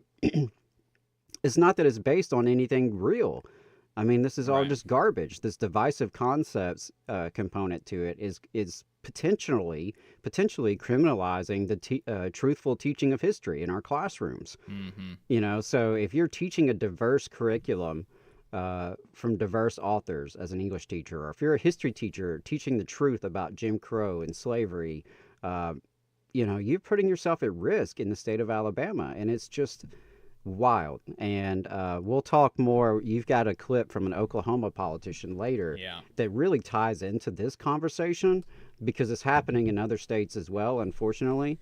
But there was more. Well, a couple of things that she didn't mention was the $10 tax on every prescription. That's and we're still trying to find the details on that. Yeah, so really. I listened to the session that it was introduced in, and apparently it's like targeting pharmacy benefit managers, which are these like middleman corporations that are apparently underpaying pharmacists.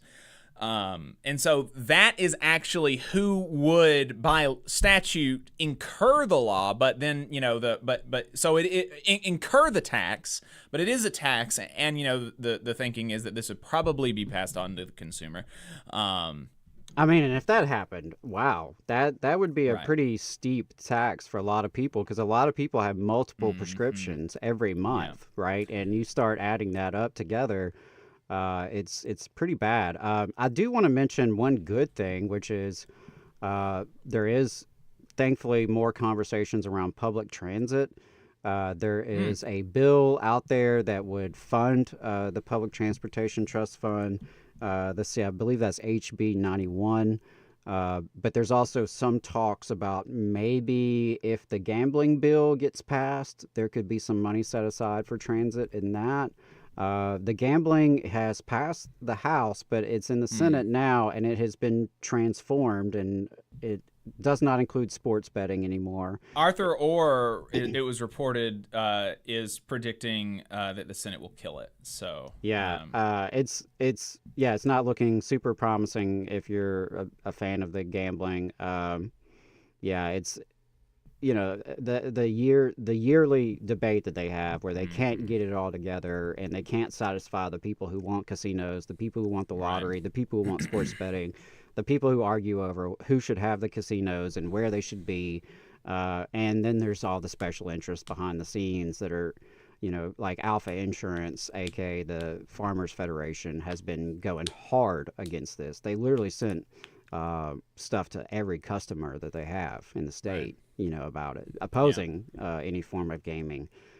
What that has to do with farmers is anyone's guess, but so the Don't Say Gay expansion to 12th grade is a separate bill, which is good, because that's absolutely terrible. And then there's also another bill that would mandate abstinence only education, and I'm not sure if that's exactly the law of the land right now, but I think it's probably I don't know, maybe a looser version of abstinence only, but abstinence only is just a terrible sex education and I heard that there was some really just disgusting behavior from the proponents of that in the committee hearing. They were accusing people of being groomers and just really uncalled for stuff. Creeps from the Eagle Forum and other groups like that. I need to pull that. Need to pull that clip. I know we're running out of time here, but there's so much to talk about with Alabama's legislature. Really encourage folks. Next week is the spring break where they're in district. So please call, email, text, and if possible, request a meeting with your state senator, your state representative. Next week's a good time to get on them. We'll keep you up to date. Folks, that's going to be it for the first half of the program. We are going to go into overtime where we're going to be talking to Vermont AFL-CIO Executive Director Liz Medina about successful labor federations. We're also going to be talking about Adam's preaching tour that he went on last week. Going to be a good time there, and reacting to some other stuff from Oklahoma, and reacting to some stuff from Senator Tommy Tuberville. So yeah, find us Facebook, YouTube, The Valley Labor Report. If not, we'll see you next week.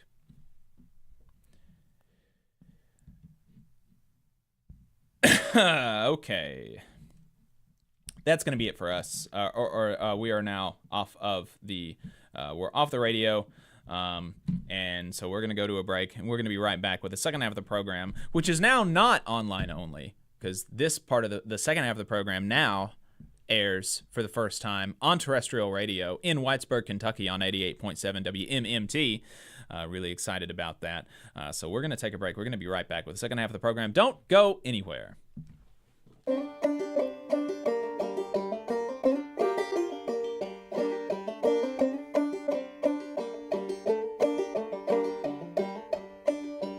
Come on, you poor workers, good news to you I'll tell. How the good old union has come in here to dwell.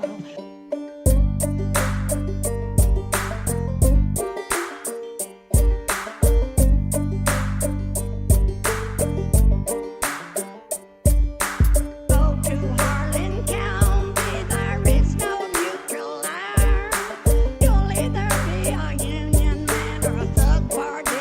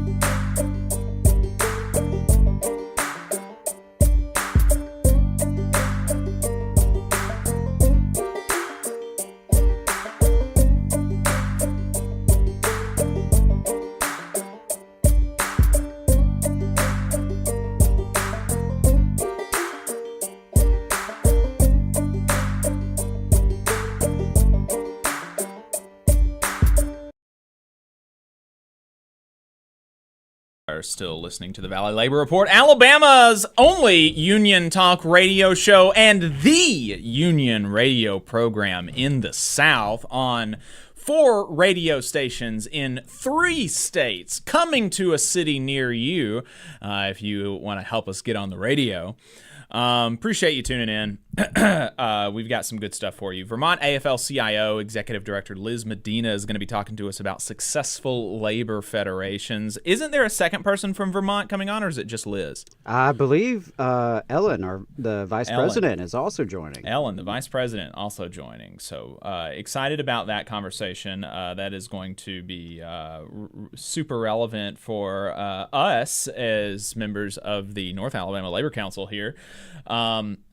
Also wanted to take the time while we're at the top of the program to remind people to give us a 5-star rating if you're listening to us as a podcast.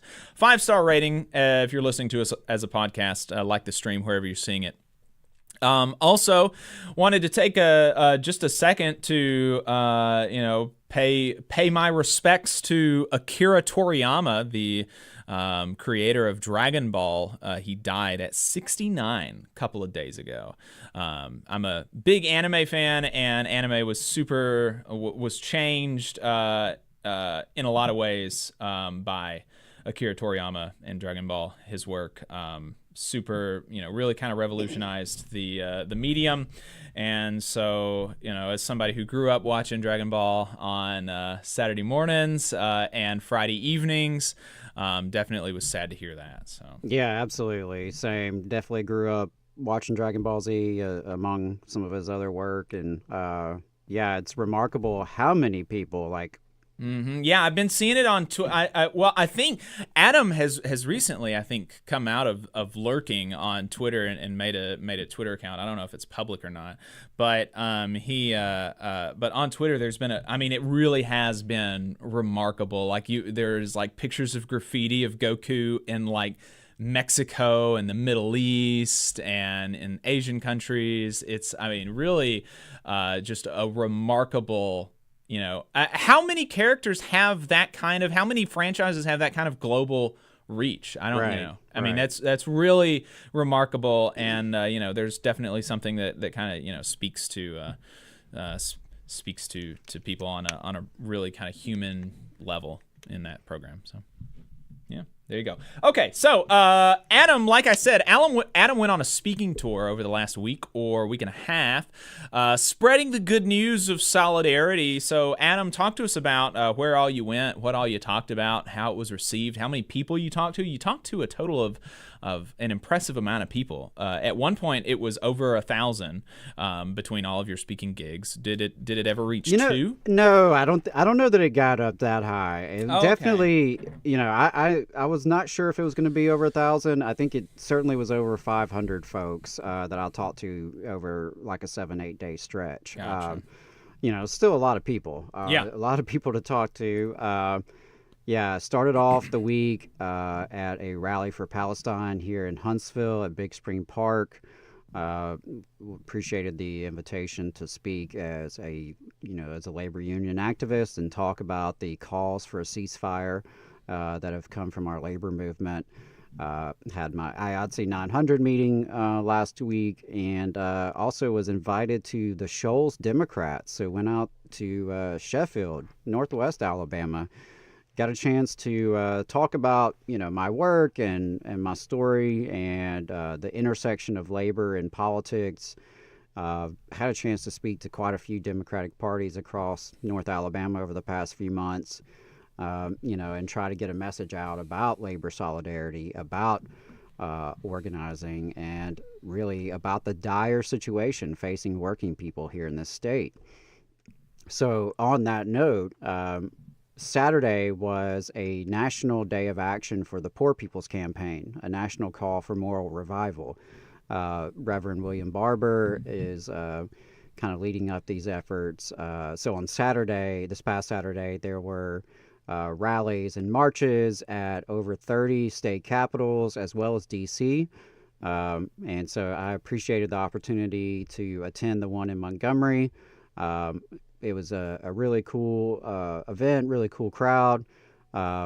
I got a chance to talk about Medicaid expansion, and I'll mention that in a sec, but really appreciated just getting to be among, folks who care about poor folks.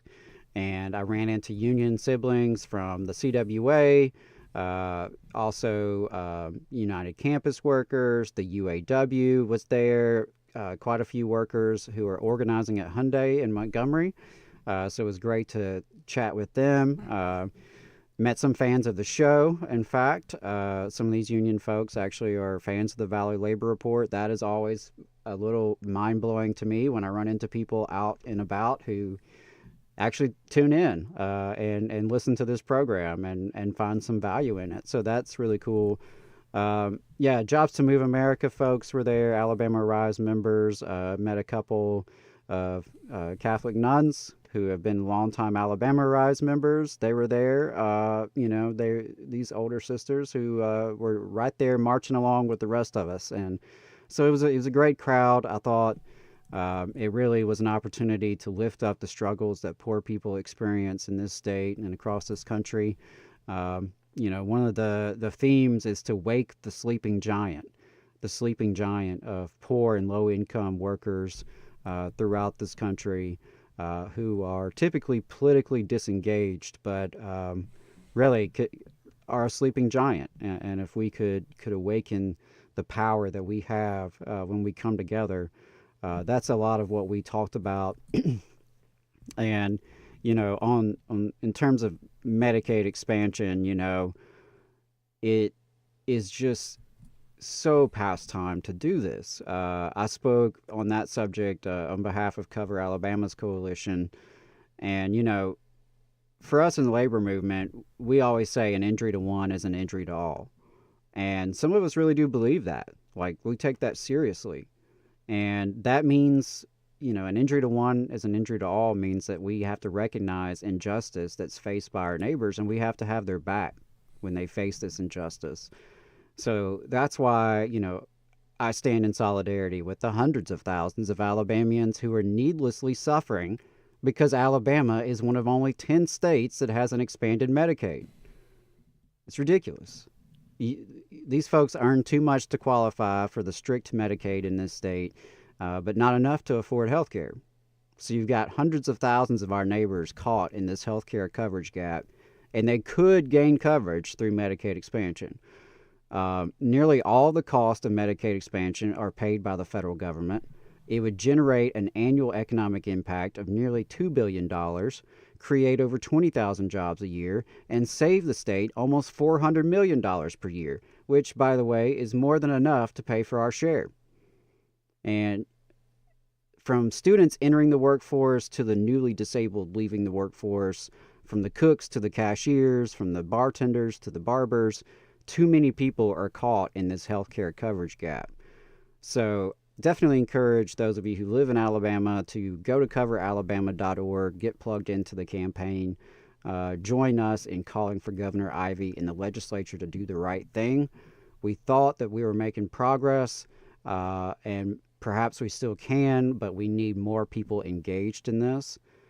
I mean, how many people must die? How many more must die while we wait for this? It's long past time to implement this proven policy solution to save the lives of our brothers and sisters and improve many more. It's long past time that Alabama uplifts its people, its economy, and its healthcare system by expanding Medicaid. It's time to finally put people above politics and invest in humanity. So I was really appreciative of that opportunity to speak on these issues with Medicaid expansion. It's always an honor to speak up for working people anywhere I've got an opportunity. I don't know. I take it seriously that people have to speak up, and we have to speak up for what's right. And, I always appreciate invitations anywhere I can go and spread the good word of solidarity and unionism. Hey, I'm happy to take you up on that. We have to keep educating and agitating and organizing wherever we can, whenever we can, so that we can strengthen this movement, so we can build working class power. I mean, that's what it's all about. We have to keep connecting with folks in this fight.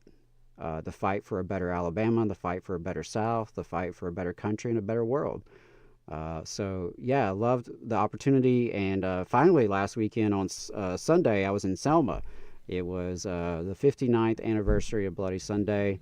The Selma Jubilee events were taking place. I heard the vice president was there, Kamala Harris. I didn't get to see her. I saw her choppers flying away, but, wasn't that close.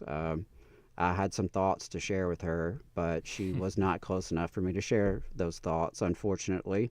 Or perhaps fortunately. Yeah, probably better for your career. Yeah, probably better. Yeah, my wife didn't have to come up with bail money, so that's great. But yeah, I got a chance. The League of Women Voters and the NAACP hosted Next Generation Powering Democracy event.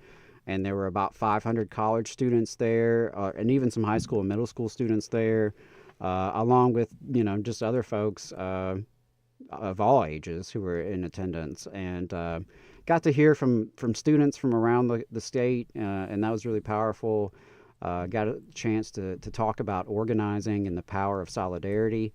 And so I wanted to share those quick words about organizing with y'all, get your feedback, and just tell me what you think about it. But I thought it was pretty well received, and was glad to share that with a diverse audience, a younger audience. But what I said was, my name is Adam Keller. I'm an organizer with Alabama Arise, a statewide nonprofit coalition fighting poverty at the public policy level.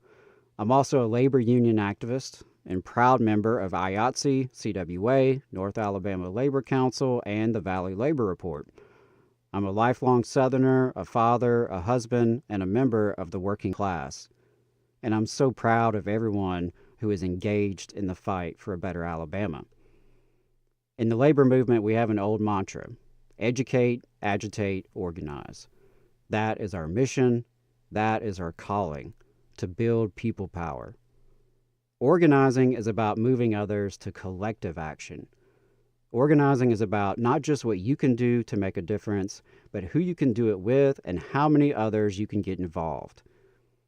Organizing is about turning hostile folks into neutral folks, turning neutrals into supporters, turning supporters into activists, and growing activists into leaders.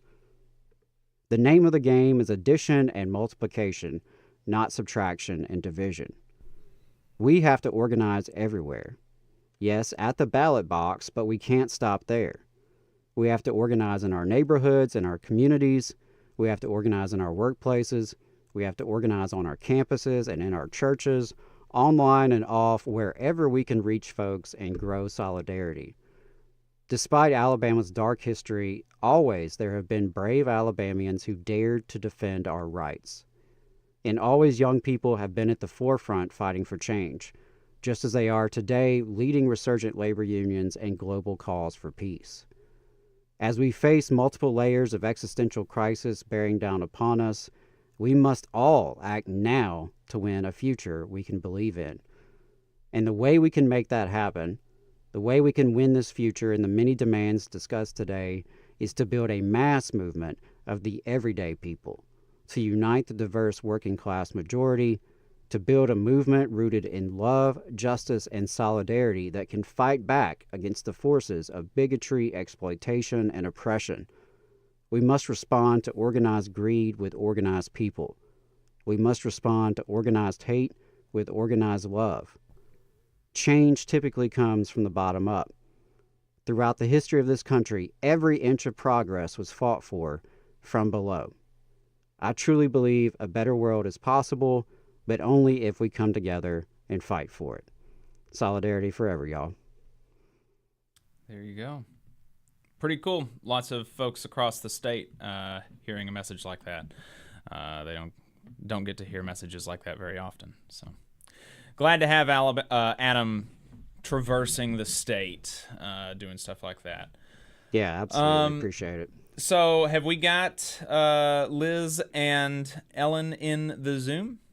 Let's see. I think we do. Fantastic. So, folks, the Vermont AFL-CIO a few years ago went through a contested election, which was, I don't know if it was the first for Vermont, but it is certainly unconventional in labor federations. Most of the time, these decisions are made, in back rooms and backdoor politicking, basically, and the races are uncontested publicly. And so that didn't happen in Vermont. In Vermont, there was a contested election, and the left-wing reform slate won, and they won a second term, and now they're on their third term, I believe. This time the slate is different, now led by 3 women. The former president stepped aside to, after 2 terms to let other folks take the reins. And so really exciting, the stuff that they're doing. They're strengthening their ties with Vermont's Progressive Party. They're also investing in organizing and supporting affiliates. They have gotten the Vermont State Employees Association, which had long not been affiliated with AFL-CIO, to affiliate after their consecutive wins with the more reform, organizing-minded slate. So we have had David Van Dusen on the program before, but not to talk about the AFL-CIO, his success in Vermont, but rather we had him on to talk about Rojava, right? Rojava solidarity work that he was doing. So I think this is going to be the first time that we've dug deep into what's been going on in Vermont, which is kind of bonkers now that I think about it. But nevertheless, we're really excited to have Liz Medina, executive director of the Vermont AFL-CIO, and Ellen Kay.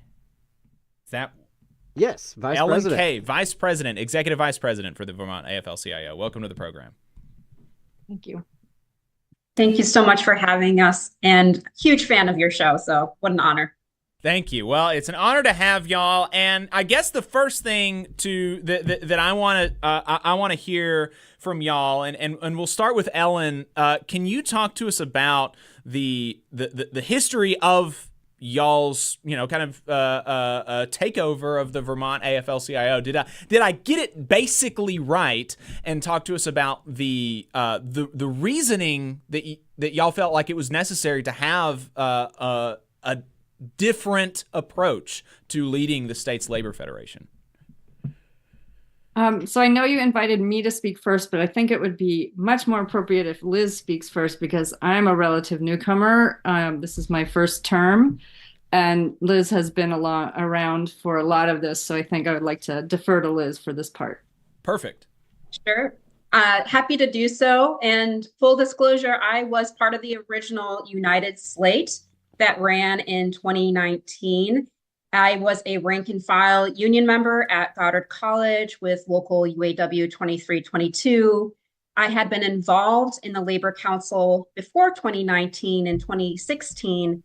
And I really believed in the idea of a federation and the importance of workers having a regular opportunity to connect with each other and support each other. You know, as Mother Jones said, our masters are joined together and we must do the same thing. And I believed that this institution could be that, but it really was not an active institution at the time and really didn't have a vision of how it would become revitalized again. And David Van Dusen approached me in 2019, and we met at a bar and we had a big discussion about the labor movement. And he started to talk to me about the 10-point program that he and a few others had put together.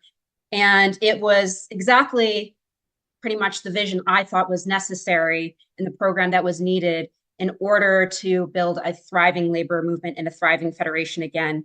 It mainly centered on prioritizing organizing versus trying to do the same old endorsement of the Democratic Party and trying to play electoral politics and lobbying. These games are, benefit or advantage people with lots of money more than working people. So I was really excited, and I saw who else was coming onto the slate and knew them to be fantastic leaders. The executive vice president was Tristan Adey, and she had just recently led the nurses strike at the University of Vermont Medical Center in 2018.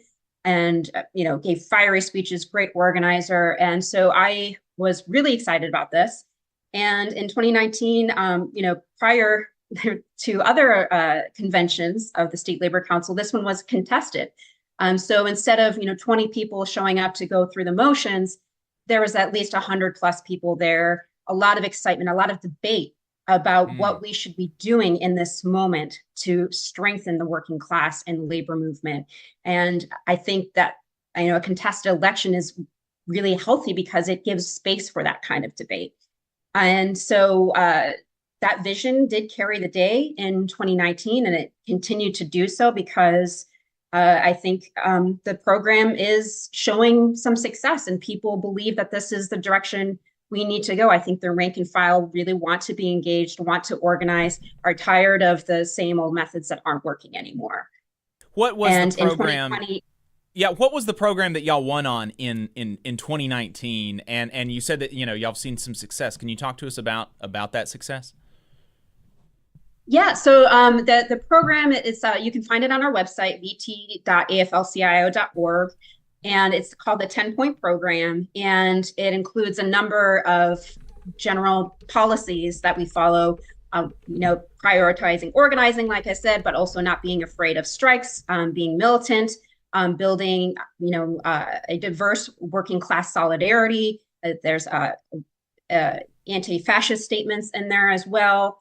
There's a call for political independence and looking at supporting parties outside the two-party system. There's building a popular front, being in line with other allied organizations, environmental groups, BIPOC groups, knowing that our struggles are all connected. And I would say some of the successes that came out of that are some of the organizing programs and also educational programs that were developed out of that vision. So namely, I would say we have this really exciting program called Worker Circles. Basically, it's a peer support group for union and non-union workers. As long as you don't have firing power, all workers are welcome. And if you want to come learn how to form a union or rebuild your union and want the brilliance of other workers in the room helping you guide you through that, and also build collective power and relationships at the same time, it's a space for that. And we hold these spaces on a regular basis. We have ones in Burlington, Montpelier, and now in Brattleboro. And they're inspired by Ellen David Freeman's Community Union Organizers, which she wrote about on Labor Notes a few years ago. And we just took it and developed it into a whole program, and organizing campaigns have come out of that. We also have on-call organizers. So, we are a scrappy little labor council. We don't have a huge budget, but we can hire organizers on an ad hoc basis to help out our affiliate unions with whatever campaigns they have going on. And we also just this past summer started a salting program, or as some call it, inside organizing. I think that that inside organizing program, there's been a lot of success around that, and that was actually kind of central to the Starbucks campaign. So all of that is extremely exciting to me as a Labor Council officer. I think that Vermont's Labor Federation, because Vermont's a small state, it's larger than the Labor Council that we have. That we could potentially have here. I mean, we're very small, but if all of the unions in the area affiliated, we could probably have something on the order of maybe 5,000 to 8,000 members affiliated with our labor council. And so and that's not that much smaller than where y'all are at. Is that right? How many members do your affiliated unions have? So we have about 20,000 AFL-CIO unions in Vermont, and we have been growing. When we started, it was around 10,000. Like you said, VSCA joined us recently, and even more recently, the University of Vermont support staff at the medical center have joined, and there are 2,200 workers there. Wow, that's awesome. That's awesome. Yeah. Yeah, that's all really exciting. And so then, Ellen, you said that you were you're relatively new to the slate and leadership. How involved have you been in the Labor Federation generally, were you a delegate from your union? What union are you a part of? Were you a delegate from your union during these last several years, or how did you come into this, and what motivated you to be a part of this slate? Well, I was the recipient of how amazing our Vermont State Labor Council is. That was my entry to understanding what the Labor Council is and what it does. I was part of the founding group of UVM, University of Vermont, Staff United. So we represent 1,400 clerical, technical, specialized, and professional staff at the University of Vermont who had never been unionized before. It was a third attempt, and it was the winning attempt. In 2021, we voted in our union. In 2022, we won our contract. The State Labor Council showed up for us. There was all kinds of support. There were trainings that they offered to anybody in any unions or not in unions, the organized and the unorganized. So I had been, I'd had my hands full with my own union. I'm the co-president of that union, and it has been nonstop in addition to my full-time job. So I'm rank and file.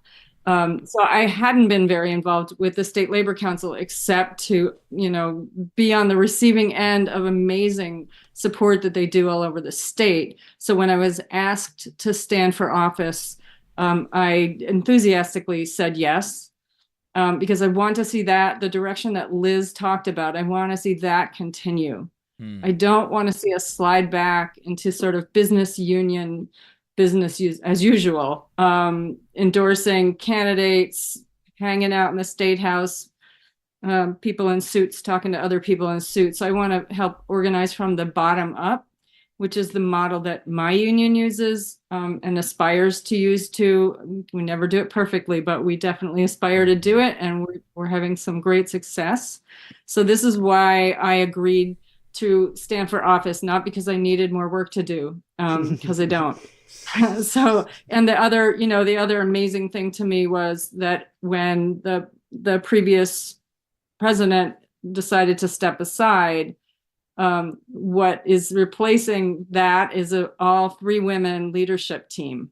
So this election felt really significant to me, that we would be the first all women leadership team in the Vermont State Labor Council's history, because I think the labor movement needs different kinds of leadership now, and so it's very exciting to me. So, Liz, something that you've been in probably way more union meetings than I have, and I've been in a lot of union meetings, right? And a lot of informal meetings with union folks, and in a very common refrain, especially from old heads, folks who have been in the movement for a long time and have really dedicated their life to it, and have tried to do everything that they can or everything that they know to do, and so, you'll hear a complaint that people just don't care. Right? People don't care.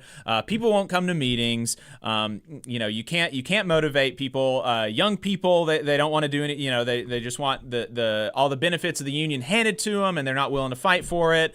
And people, folks who have kind of been in that rut, they get really disillusioned with the idea that things could be better, that you could see a union or a labor federation where members are participating and excited and debating things about the future and having plans, a 10-point plan or a 5-year plan or a 10-year plan. I was talking to somebody the other day about planning for the future and a multi-year plan, and they were like, brother, I'm just planning. I'm just trying to get to the next month. That's all I can think about. I don't have time for that. And there's a lot of that, and not without reason, right? They're not without reason. And so how do you talk to folks as a representative of the Labor Council up in Vermont? How do you convince them that things can be better when you're trying to get them to participate in the Labor Council and in their union? I'll go ahead and try to take a shot at this. And Ellen, I know you have a lot of words of wisdom to share on this as well.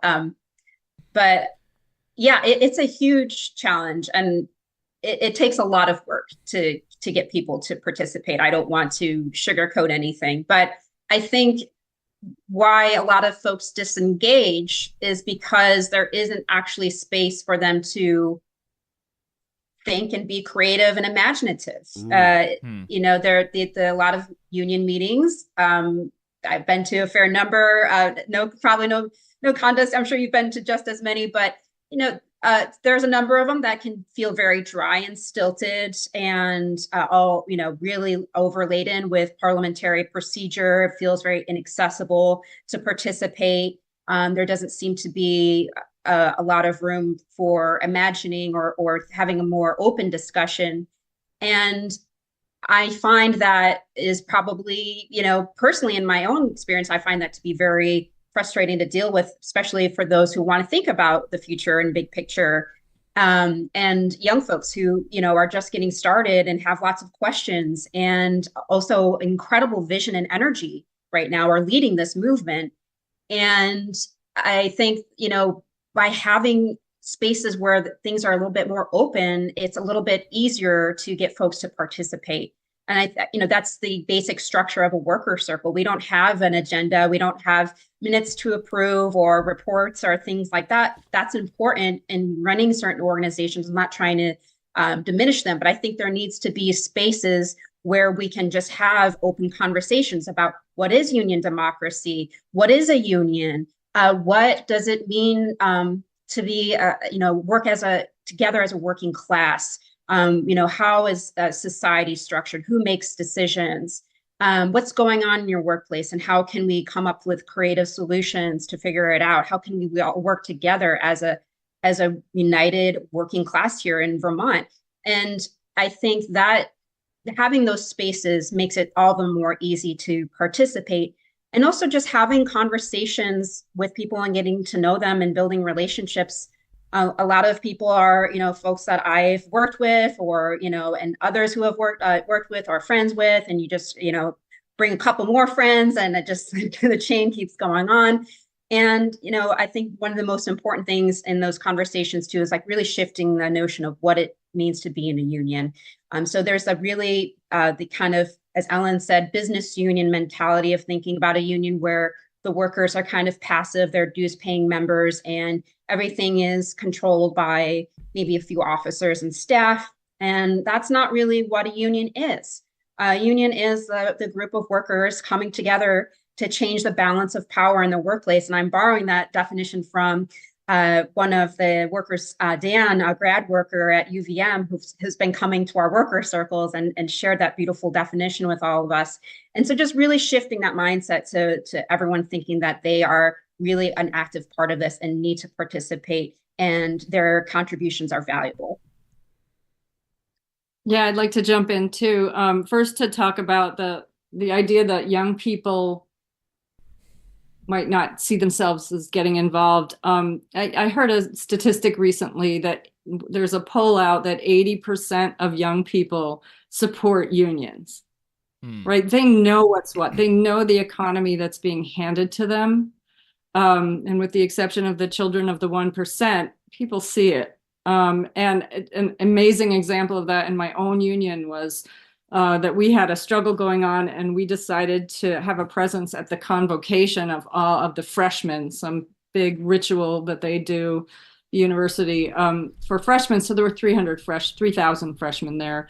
And we were very nervous. We thought we would get a lot of pushback from them, like you're spoiling our special day or something, or not understanding.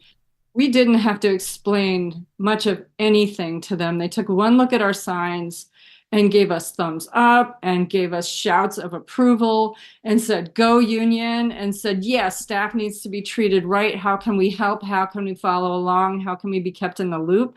We were stunned. So I think Liz is right. You create the space. Worker circles are amazing at that. We've had a couple of younger people from small places who want to organize coming in and hearing from people like me who are somewhat new, but our union is really vibrant. And then people in more established unions, and all of that really like is helps people, like Liz said, reflect. We never get time to do that.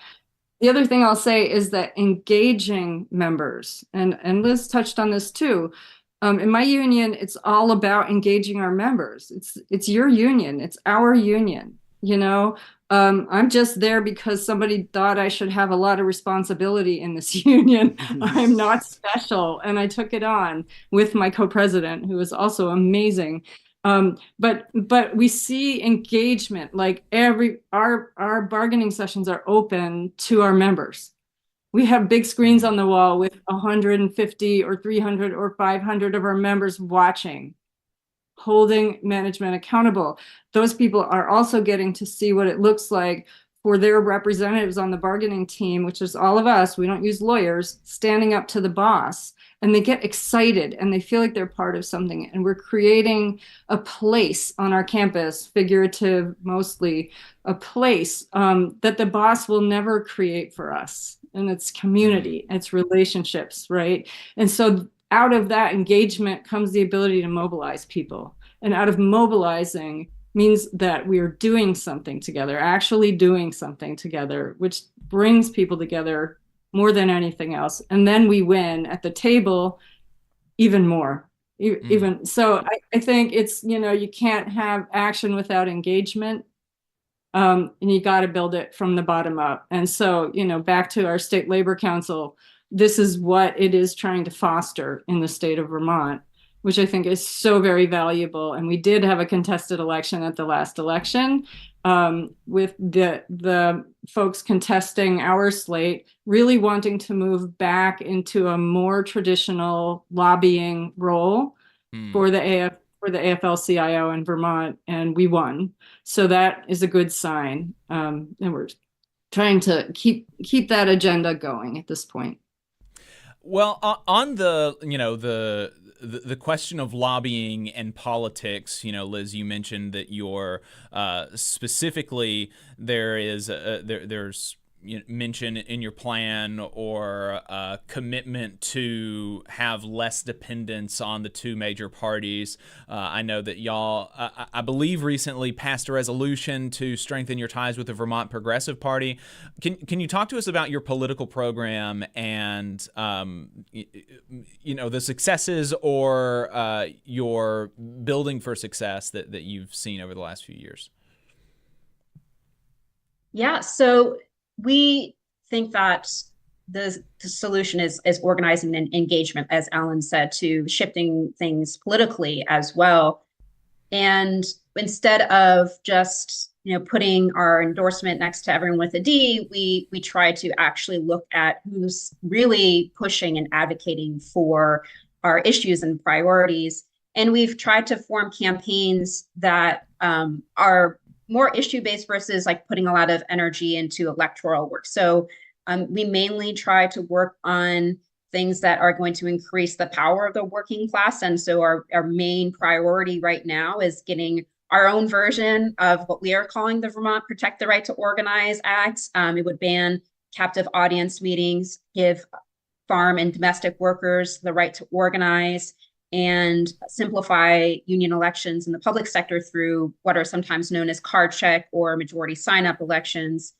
And instead of, you know, trying to win that by, you know, having donated to the right people or hiring a lobbyist and, you know, paying thousands and thousands for that, we talk about this program, this bill, and everything through all of our other organizing work, through worker circles, by getting people engaged, by going to union meetings and talking to members directly about this, and actually engaging in discussion, like why is it important for union members to help non-union workers form unions? Like, what does that give us all as workers? And obviously it leads to a conversation about where our power as workers actually is, which is in our strength in numbers and our ability to act together in solidarity. And that is, I think, a really important shift in versus thinking about power as something that's outside ourselves that we give to politicians or lobbyists through money and just hope for the best. Working people are never going to be able to compete on that terrain. We don't have that money. We don't have the wealth and resources. That's not where our power comes from. And so our political program is based on organizing an understanding of power that is different than I think a lot of other perhaps labor councils have. And I think it has had pretty good success because honestly, politicians really do want to at least hear from their constituents or feel pressured from their constituents if they do. And it has more of an effect than I think, donations or endorsements have in the past. We have got the PRO Act out of the Senate 23-7, and hopefully it's going to be passed out of the House this year. But we also, don't put all our hopes in the State House as well. We try to keep building our base because that's what we need to continue to do, especially after decades of not doing that as an entire union or working class movement here in Vermont. That's awesome. That's really, really, really cool. Would love to see something like that in Alabama. The stuff that we're seeing out of our state house is just absolutely horrible. So love hearing some positive stuff out of folks on the other side of the country. Adam, do you have any other questions for Liz and Ellen? Honestly, the only other thing I could think of would just be, what suggestions do you have, or advice or guidance, any feedback you have for folks like us who are labor activists in other states who, would love to see a more robust movement, and specifically a state federation that's more robust and stronger and more engaging. I'm curious to hear from both of y'all, anything y'all would pass along to folks like us. Ellen, we can start with you. Yeah, didn't know who was going to go there. It's organizing 101 in my mind. It's forming relationships, having one-on-one conversations in your unions, between your state labor council and folks in your unions. There's nothing that replaces that. There are no shortcuts around it.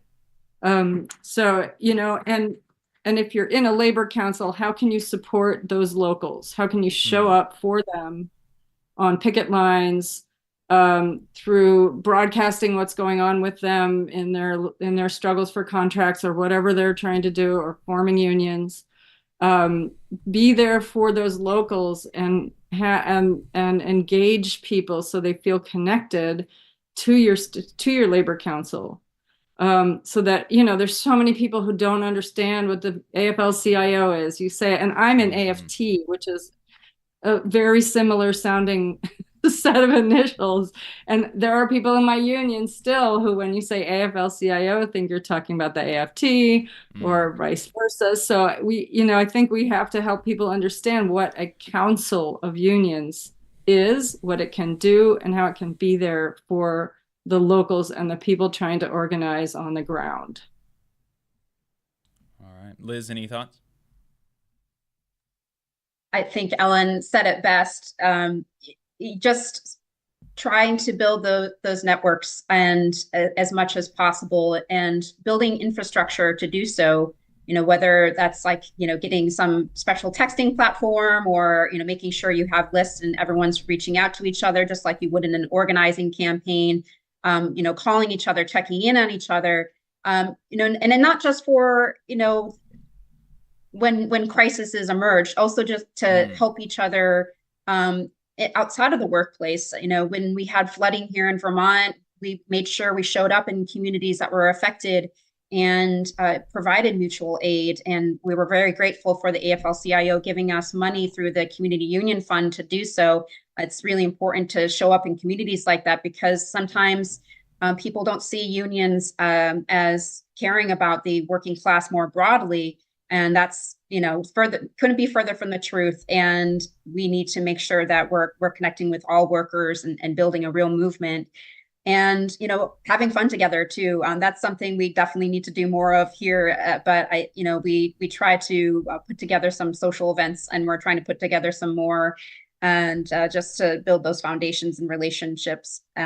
And just, having space to imagine a future as well. I think that's super important, making sure you create spaces for that. And bringing food to those spaces definitely helps. Food always helps. Yeah. Yes.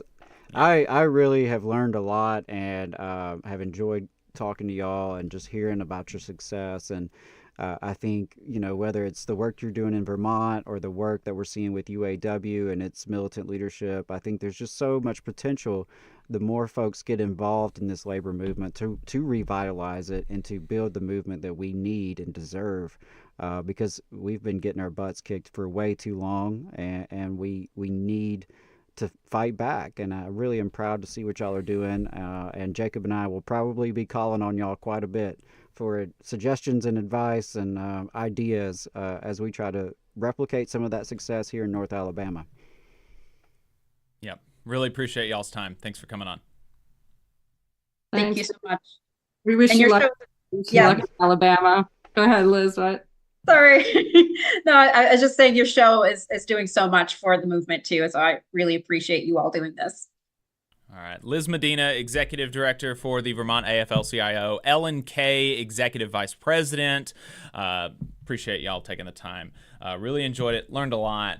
Definitely, like Adam said, we're going to be giving them a call at some point.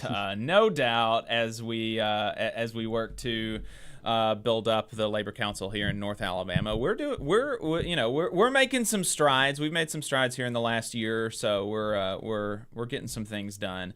But much more to do. Yeah, absolutely. So appreciate those sisters very much. And keep your eyes on Vermont. Lots of exciting things happening out of there, and I think that's just really cool to see a state kind of, I don't know, you've seen a lot of labor councils that are revitalized, but to see a state federation, to see it at that level is really impressive. I'm going to keep my eyes on it, and I need to find a good reason to go to Vermont. Yep. So anyone listening who has something cool happening in Vermont and you need... And the budget to send you. And you need the Valley Labor Report there, I'd love to go. Yes. So good work, y'all. Katie Britt gave the response to the State of the Union address last week, and like I don't know how, I feel like almost obligated to just say something about it, but I don't have a lot to say about it, other than it was weird. It was bizarre. Adam, it was did you very ever? strange. Yeah, it was very strange. So you did at least watch part of it. I at least watched parts of it. I couldn't handle the whole thing. Yeah, it was bizarre. I listened to the whole thing. Obviously, a bunch of it was rubbish. She was one of the stories that she told about this, person being sexually abused by the cartels. An AP reporter has recently tracked this claim down because she's been telling the story a lot, apparently, and she started telling this after she met with a anti-cartel activist, right, who this happened to. This is who the story's about. This is an activist that was telling the story in public, and where the way that she presented it is she's in some back room, holding this person's hand, and they're confiding in her. And didn't it happen in 2008? Happened in 2004. Wow. I thought it was when George W. Bush was president. Yeah, that's the claim from this reporter, is that the person that Katie Britt is talking about, this happened, is Mexican. I don't think they're an American citizen. I don't think that they've actually immigrated. Yeah, it to happened the US. in Mexico. And it happened in Mexico, right? It did not happen in the United States. It also happened 20 years ago, right? And so she was trying to make it seem like this happened recently because of Biden's policies around the border, and and so that's just kind of a super. And her campaign responded to Kyle Whitmire reaching out about it, and they did not deny those allegations about the facts of this story. So, really gross kind of stuff, using that woman's story in such a dishonest and politically partisan way. But, that's Republicans for you. Otherwise, she didn't talk about Alabamians in her state trying to unionize, or Joe Biden's support for the UAW, whatever else you want to say about him. I mean, that has been evident. It was a bunch of culture war stuff. China, don't forget China. We're supposed to be real scared of the Chinese Communist Party. So, real silly. And it was in response to, obviously, Biden's State of the Union address, which was, and the funniest thing is the people, the right-wingers in Alabama pretending it's great. Like, that she did a good job. Yes. Listen to this. Let me find this, because this headline was just bonkers. So Dale Jackson does, 7 things, and it's like a daily roundup that he does every single day. And this is what he said. And it's just, I don't think, having known Dale for a while, we're not like personal or we don't talk a lot, but it's just difficult for me to believe that he would lie about something like this. But either he's just lying, or he is so delusional that he actually believes this. And I don't know which is worse, but okay. So Biden bumbles while Britt hits a home run. Wow. Okay. Like, what? Come on now. Nobody. No shot. There's no shot you believe that. That's crazy. Right. That's insane. I mean, just objectively, as theater, which is what these things are, Biden's performance was way better. I mean, just, there's no way that a normal, not incredibly partisan activist, didn't sit through Biden's State of the Union and be like, it was basically, that's fine. That's pretty good. And then sit through Katie Britt's and be like, what the hell is her problem? Right. She was not talking like a normal human being. And the craziest thing is if you go back and listen to literally any of her other speeches, it's so much better. Like, she knows how to speak in public, but somebody just got in her ear and convinced her to do the fundamentalist church lady voice. Yeah, it was so weird. And so, I'm glad that I don't have to pretend that it was normal. It was really bizarre. The mannerisms, the smiling, the tone of her voice. It was so just strange and off-putting to me. The setting, she did it from her kitchen. I mean, well, as Tommy Tuberville said, she is a housewife. Yeah. She was picked because she's a housewife. Yeah, and so that's why and there we go. I just, that was a really smooth cue up from me. Let's play this Tommy Tuberville reacting to Katie Britt's State of the Union response. Your fellow Senator Katie Britt gave the GOP response last night. She's getting some interesting reviews. Some didn't like the fact she was in her kitchen table. Of course, the left will find a criticism about any conservative woman, in my opinion. How do you think she did? Some chatter was that she may have been on a short list and being eyed by Trump as a potential VP. Katie Britt's performance last night, in your opinion, Senator Tuberville? Yeah. Well, considering the circumstances, I thought she did very well. And she's a mom. She's a housewife. She's around people in a young age. And if you just see what the left is doing, they're going after families. They're going after separating families, taking the dad out of the family. They're going after kids in the schools, not allowing them to learn to read, write, and do arithmetic. They're being indoctrinated in all these pronouns and all these books that are in the library about sexuality. I thought Katie was a very good choice. She did a very good job.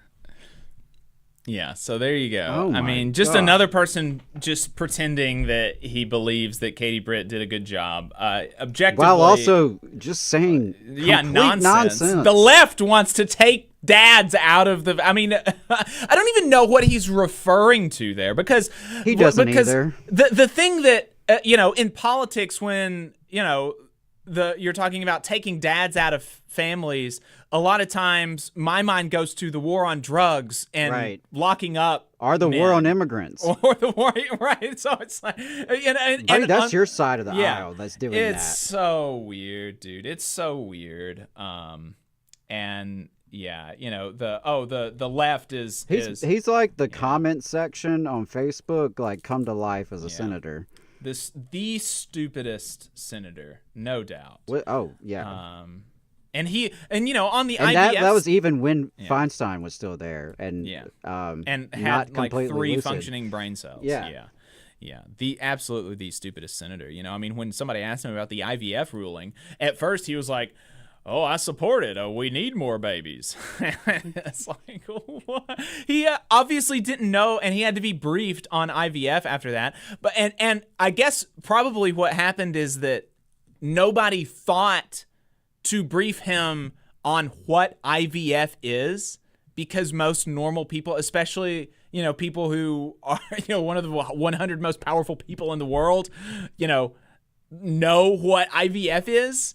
And so after that, somebody obviously had to give him a briefing on, okay, Senator, IVF, this is what it does. And actually, IVF makes babies, and the Supreme Court was trying to stop it. Yeah, it's just really, really Looney Tunes.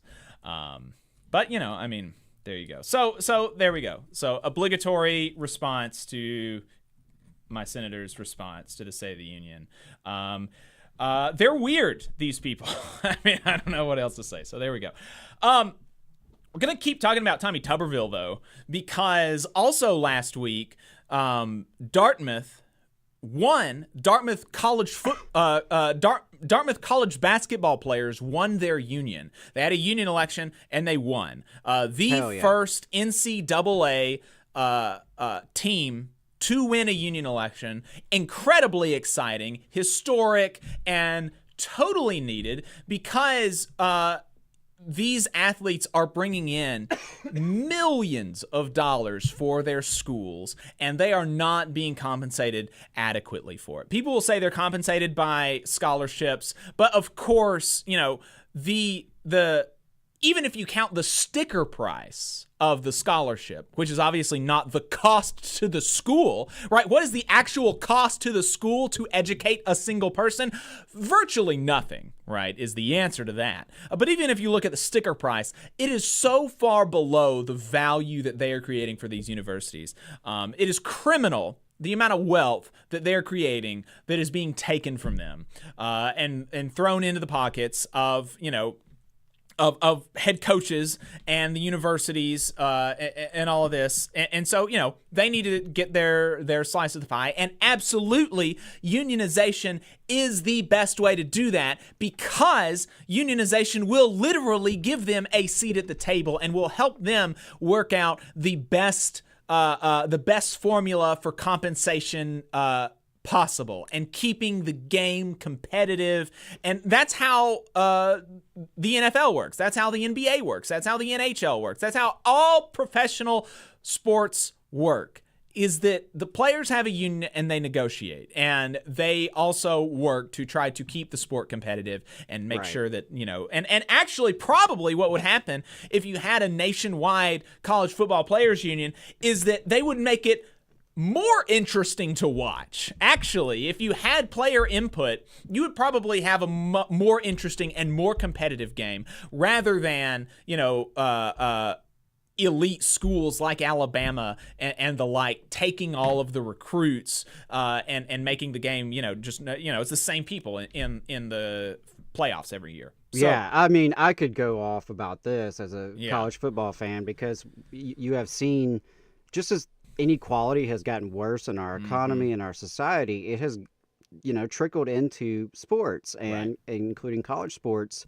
Longtime listeners will know I'm a Southern Miss fan and grew up a big Southern Miss fan. Southern Miss is one of those smaller schools that is Division 1A. It is in what they call the Group of Five, the G5 schools. So UAB, Troy, Southern Miss, Memphis, schools like this that are not making the big bucks on their programs, and they are struggling to keep up with the arms race. But 25 years ago, those programs, there was a lot more parity. Yeah. And so, a school like Southern Miss could beat Alabama on any given Saturday. Right. Maybe not every Saturday, but maybe 1 out of 3, 1 out of 4, right? And the distinction between the talent was not as vast. And the distinction in the money that was being created. And so what it looks like to me is like the SEC and the Big Ten and maybe a couple other schools are going to join in with this, but I think the Big Ten and the SEC are trying to essentially break away from Division 1A, and you'll have basically a super league of your Ohio States, your USCs, your Alabamas, and then everybody else left to do whatever they can. And sports talk is like on fire about, college football and college sports in general is like the wild, wild west. Right. There's so much talk about NIL money, transfer portal. There's talk about some of that push Nick Saban into retirement maybe earlier than he wanted to. If you turn on ESPN or sports talk radio, it's obsession. The landscape of college sports, so to speak.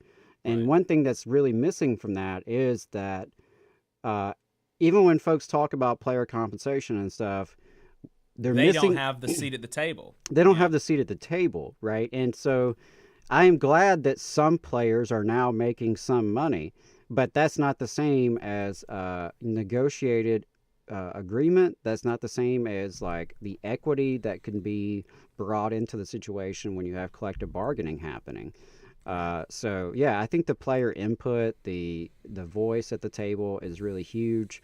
I love to see this at Dartmouth. I want to see it spread. It'll be interesting to see if the union movement spreads at the private schools, while the public sector schools are a little bit, it's a little trickier, right? And so will that be a distinction in recruiting and in like attracting players, right? Like I could go to a union school or I could go to a public school, right? That could be a real factor here in the next couple years. So that'll be interesting to see. Right. Yeah. Well, and, absolutely. We need to see this spread, and God willing it does. And maybe even with the public schools, you see something like a joint employer rule where the NLRB rules that they're also employees of the NCAA, and then they're able to unionize in that way. I don't know if that would be able to work, but if there's enough of a movement from the college football players, then the change will come. The laws will follow it. Right. That's how this happens historically. It's just like with anything else, right? You have to organize from the bottom up, and the rank and file players have to organize amongst themselves to build their power. Yeah. But Tommy Tuberville is not excited about this. Let's listen to his response to Dartmouth College basketball players. Senator, good to talk to you. As most people know, NCAA has long had rules prohibiting the paying of amateur athletes other than scholarships. They recently relaxed the rules a bit on endorsements. But would this vote essentially turn the Dartmouth men's basketball team into professionals? And how big a deal could that be? Well, you're exactly right, John. It's and they're going to kill the goose that laid the golden egg. All these athletes are, because it pays for everything. It pays, scholarships are paid, men and women. There's a lot of people that don't bring in money to universities, but what's going to happen here is you're going to see groups of people that's going to try to unionize, and then it's going to spread across the country. We've been fighting it here. Joe Manchin and I did an NIL bill that was bipartisan, but it kept unionization out, but the Democrats wanted it in. That's the reason we haven't got it to the floor. But this will absolutely kill college sports. The last time I looked, they're not employees. These students are student athletes. Okay, pause it there for a second. It's going to kill college sports. It's so absurd just on its face, the idea that if we give the people who make the money a say in how that money is distributed, it's going to kill college sports.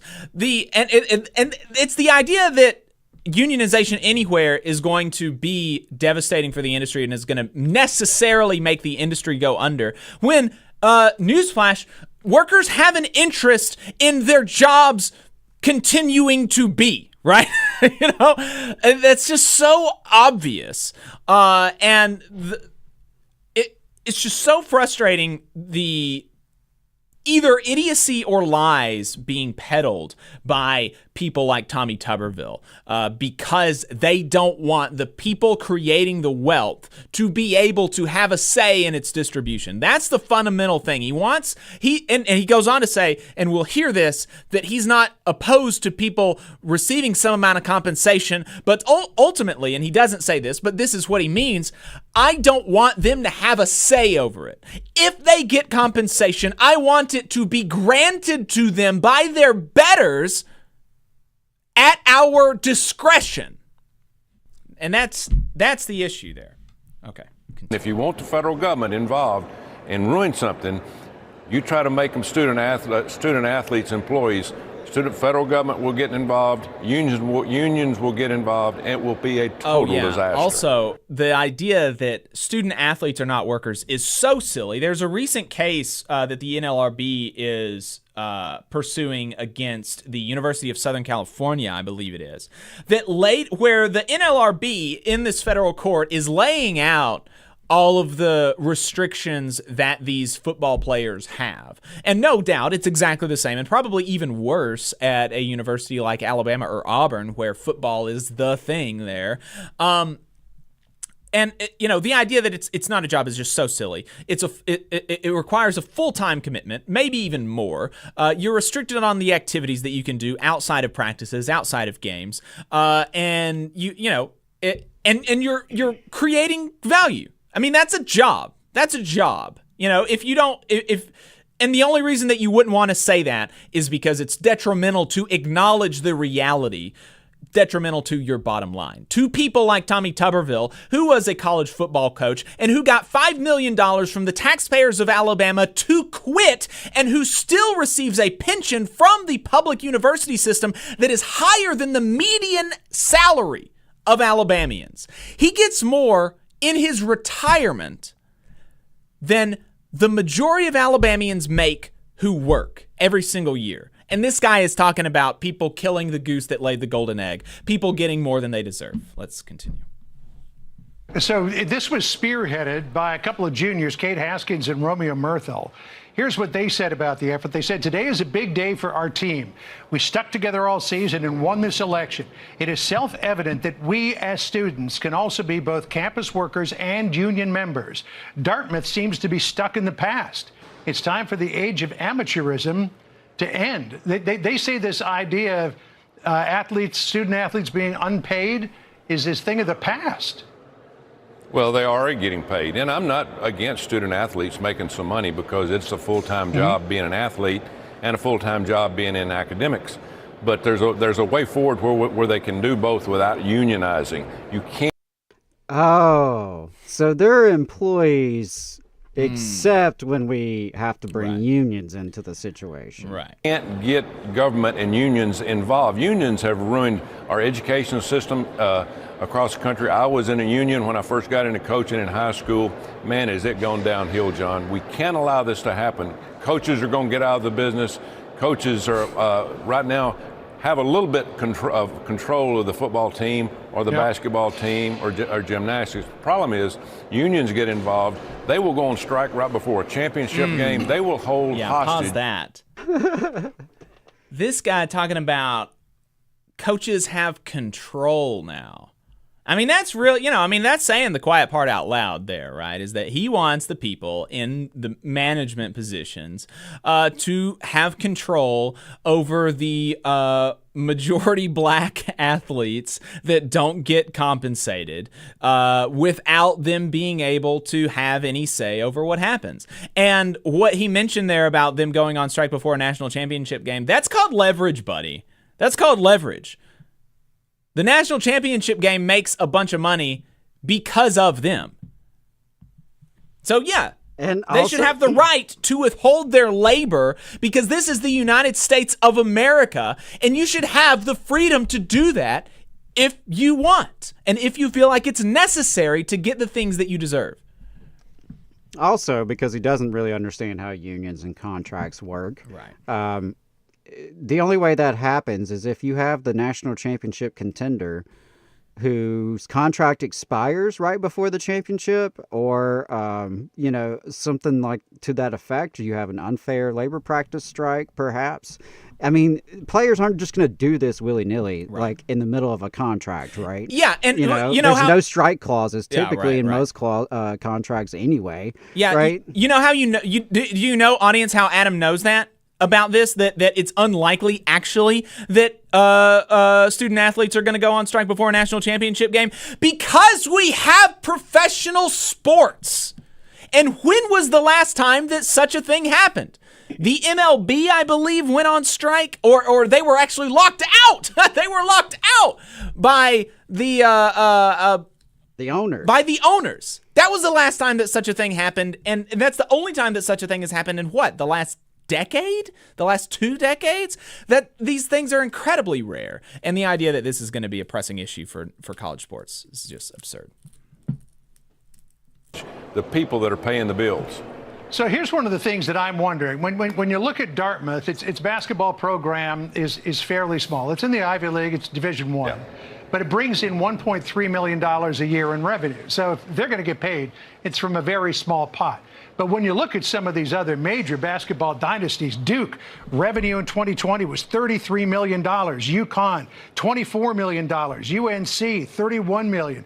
Kentucky, $22 million. Indiana, nearly $26 million. Could student athletes look at this and say, holy cow, that's a huge pot of money. Let's do what everybody in Dartmouth did and get our piece of it.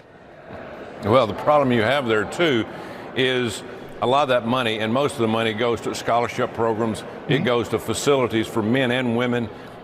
This is profit, obviously, but profit goes back into the business. You know what? At the bargaining table, we can sort all that out. Yeah. Because we'll have the right to information request. Again, I'm all for student athletes making some money, but I'm for all of them making money. It should be revenue sharing. Everybody, men and women in every sport that's on scholarship, should have the opportunity to probably get the same amount of money. Then the NIL kicks in, and if you're good enough, you can go out and sell yourself. But that's what... Also, isn't that probably what the union's going to try to do? Yeah, no, the union is going to stop people from being able to sell yourself to advertisers. Because that's what we've seen, again, in professional sports. Right. It's so ridiculous. What it was supposed to be all about. All right. Well, we'll see where the legislation goes, and we'll see where this goes. Senator, great to catch up with you. Thanks so much for your time. You too. Stupidest U.S. senator. The stupidest person in the Senate. Joe in the Facebook chat says Tuberville has the biggest ears in the Senate and nothing between them, and that's exactly right. I mean, just so idiotic. Yeah, it's ridiculous. I mean, clearly has no idea how unions actually work. Right. He is just gonna, continue that anti-union bigotry that his funders and backers, want him to spread. He's not going to do a very great job at it because he is, as you said, the biggest idiot in the U.S. Senate. Yeah. Keeping on Alabama news, Alabama has a new congressional district, Congressional District 2. It's not new, but it was newly redrawn to make it a majority-minority district where, black folks are going to have the opportunity to elect a candidate of their choice. This is because the Supreme Court, first a federal court and then the Supreme Court agreed that Alabama had violated the Voting Rights Act by not ensuring that black folks in Alabama had the representation commensurate with their percentage of the population. And so there's Alabama is potentially going to get a second Democrat going to the U.S. House of Representatives.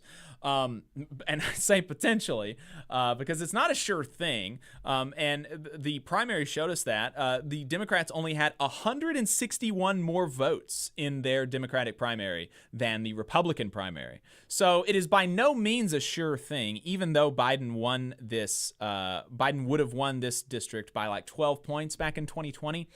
But, by no means a sure thing because potentially we could see low turnout in that district. There was a lot of excitement on the Republican side for this and a lot of, not a whole lot of excitement, funny enough, on the Democratic side, which is strange because this is going to be these people's first chance to elect, another Democrat. And this is a guy that, it will be a guy probably. 3 of the 4 people who are going to the runoff, 2 Republicans, 2 Democrats, are men. this person is no doubt going to hold, if it's a Democrat, this seat for the next 20 years. And so this is an incredibly consequential election, and it has been so frustrating that the media are not asking them about any labor issues, any worker issues, anything about the historic union campaign at Hyundai in their district. Not a single question has been asked of any of these candidates about the UAW organizing drive in Montgomery, in this district. And none of them are going out and taking the initiative to talk about it themselves. It's very disheartening. And, they had a debate the other day, a candidate forum that was put on by WSFA, and I listened to it, and it was so boring. There was the Republic or the Democrats were just, generic Democrat. There was not any substance really to any of the answers. There were no attempts to differentiate one another really in terms of what am I actually going to be doing differently. It was just, I'm different. Look at my biography. Look at my resume. But on the policy issues, there were no difference in any of them really, and it was all milquetoast Democrats, and it's just really lame that one of these people are going to be representing us, representing Alabamians for the next 20 years probably, because none of them are interesting or inspiring or seem like they're going to be a somebody that's actually going to put up a fight for Alabamians in the district. It's just it's really, really discouraging to see this. And I know that Adam, you haven't seen the debate, but the two Republicans that are advancing to the runoff are Dick Brubaker and Caroline Dobson, and the two Democrats are Shamari Figures and Anthony Daniels. And yeah, I don't have a really strong feeling about either of the Democrats. Although I will say that Anthony Daniels blocked us on Twitter. So that he did. He is also the quote-unquote champion legislator of the Business Council of Alabama. That is the same Business Council of Alabama, if you're keeping up, the same one running the scorched earth anti-union campaign against UAW. Has anyone from the media asked about that yet? No. Oh, okay. Yeah. So, that makes me disposed to not want Anthony Daniels to win. But then, if Anthony Daniels doesn't win, he stays in Huntsville, and we have to deal with him up here. But the other person is, look, I don't have anything particularly against Shamari Figures, but he had $1.7 million spent on his behalf by, super PACs and stuff. And a lot of that coming from like Bitcoin people, which is bizarre, super bizarre. And especially that amount, $1.7 million. I mean, that was more than double the next amount spent, I think. Right. At least on the Democratic side, yeah. And not hopeful. Yeah, I understand why you feel the way you do. At the end of the day, I think whoever the Democrats pick would be a better congressman than whoever the Republicans pick. I don't know Figures very well. He's not, he comes from a family of Alabama politicians, but I don't know, him in terms of Alabama politics in our context. Know a little bit about Representative Daniels. Daniels is a smart guy. He's a competent legislator. I think he would not embarrass Alabama at the national stage. You can't say that about, people like Tuberville or Britt, but very much of the business class, by and for the business class. And, that's the thing is working people don't really have political representation. And there just ain't many candidates out there that are by and for and of the working class. And it puts all of us at a real disadvantage because, like you said, here's this new seat. Presumably whoever wins is going to have a leg up to be there for a really long time. It's a rare opportunity in such a Republican-dominated state, but there's very little even pandering to more progressive issues to working people issues to labor issues. And so, it is disappointing. Now, Representative Daniels will point to his overtime tax cut, his bill that he championed last year in the legislative session. And that's a fine bill, sure. I mean, for those who are benefiting from that, it's a nice tax cut, and that's good. But we're not seeing a robust program to really uplift working people. And, let's not forget, Alabama is... How can I was about to say something, but I'll refrain from that. But Alabama ranks at or near the bottom of everything. Yeah. We have a quality of life that is comparable to developing nations. We are among the worst places to live in the entire developed world by any metric. And it is very difficult to be a working class person here in this state with all that is arrayed against us. And, so it is disheartening. I understand that. I haven't caught the debates, so I'm not going to throw too many stones at these candidates, but it's just a shame that we don't have true working class representation in politics down here. It has to be built from the ground up. And, so that sort of circles back to the conversation we had with Vermont Labor Federation, right. In the ways that we have to build working class political power from the bottom up. And it is very, very much needed here in Alabama. And I think there's a lot of opportunity for it because, the only people who are being spoken to are business folks. Yeah. And newsflash, most of us, we're not businesses. We work for the businesses.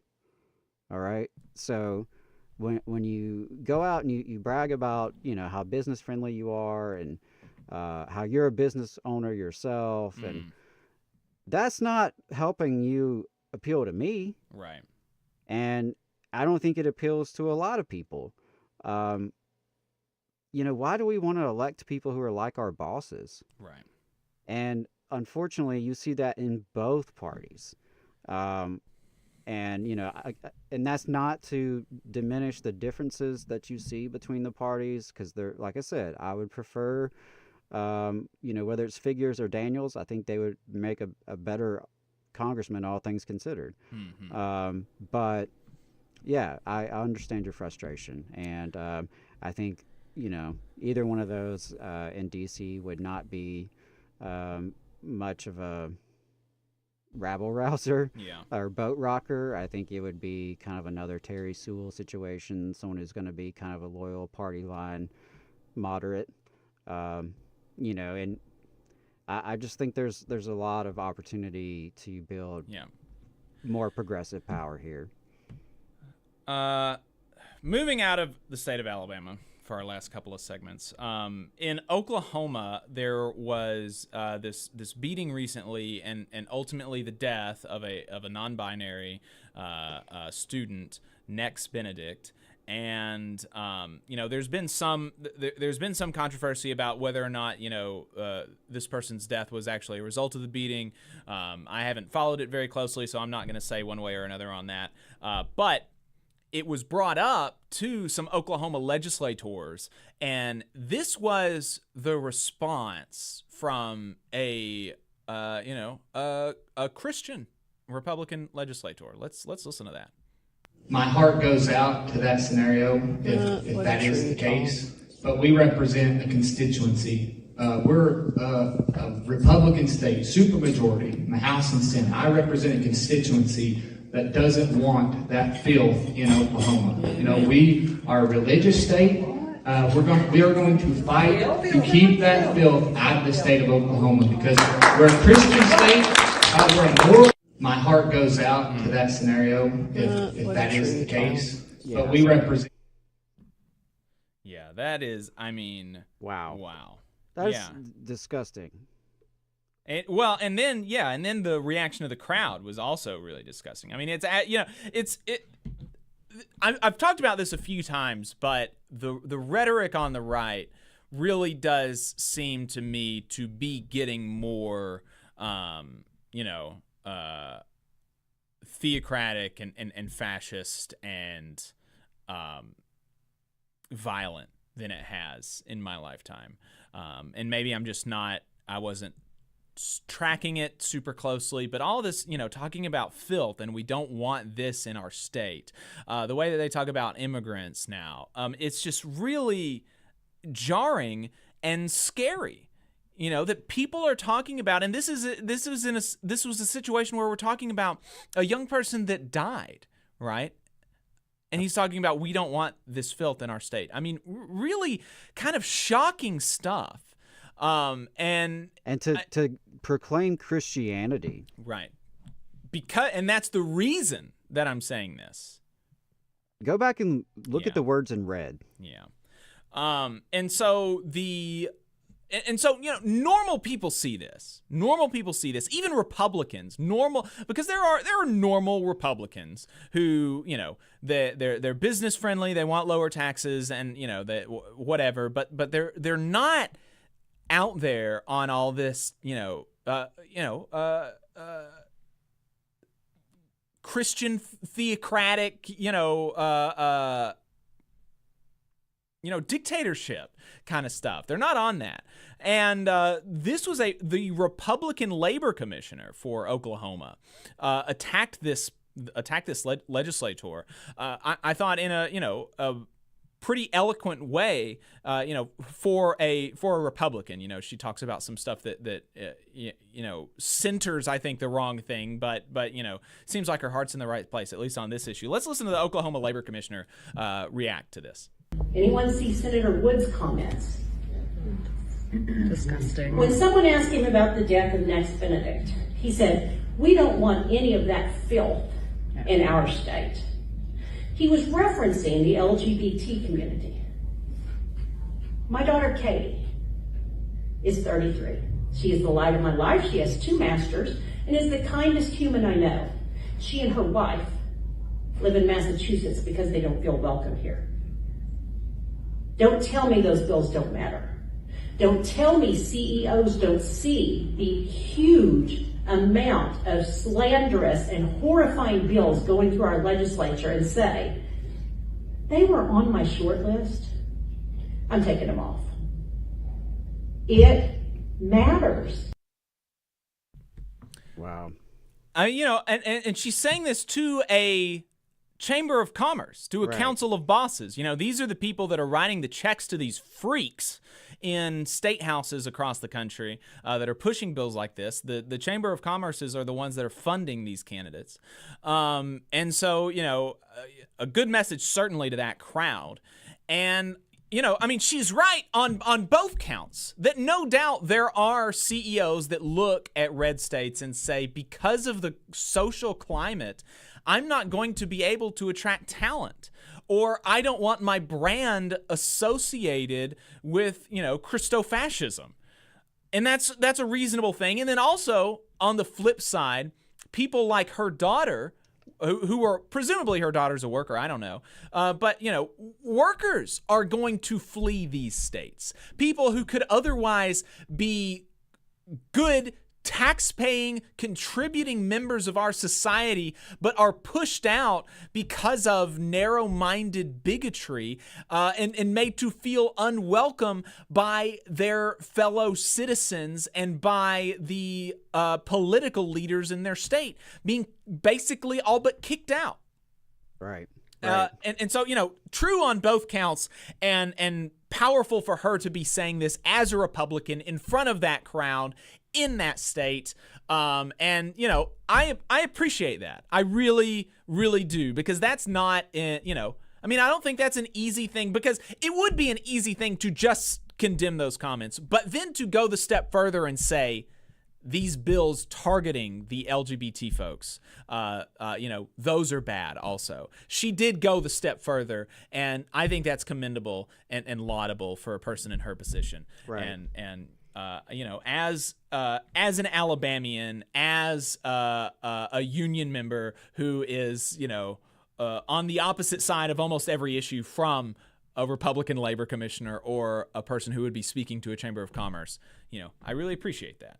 I do too. And, I brought up earlier Tommy Battle, mayor of Huntsville, defended DEI. There again, I think that's another example where, is it probably from a shallow perspective that, bigotry is bad for business?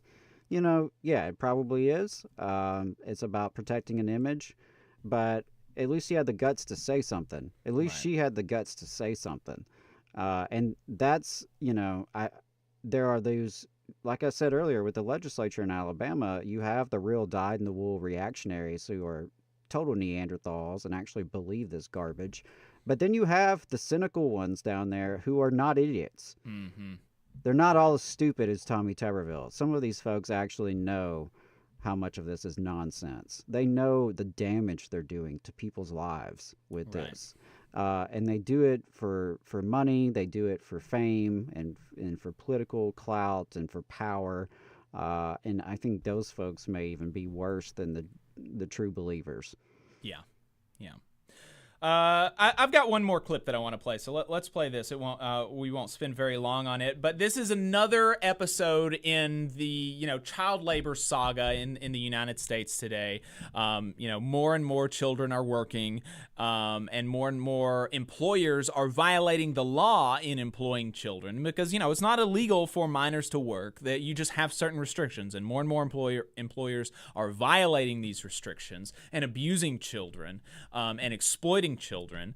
And the issues that Republicans have identified with this situation is that it's illegal. The exploitation and the abuse and all of this is fine to them. They just don't think it should be illegal. They think that's the problem with this situation. And so across the country, we are seeing moves by Republicans, pushed by business owners, pushed by poultry plant operators, chambers of commerce, places like this, councils of bosses, to loosen child labor laws, to make it easier for capitalists to exploit children and get away with it.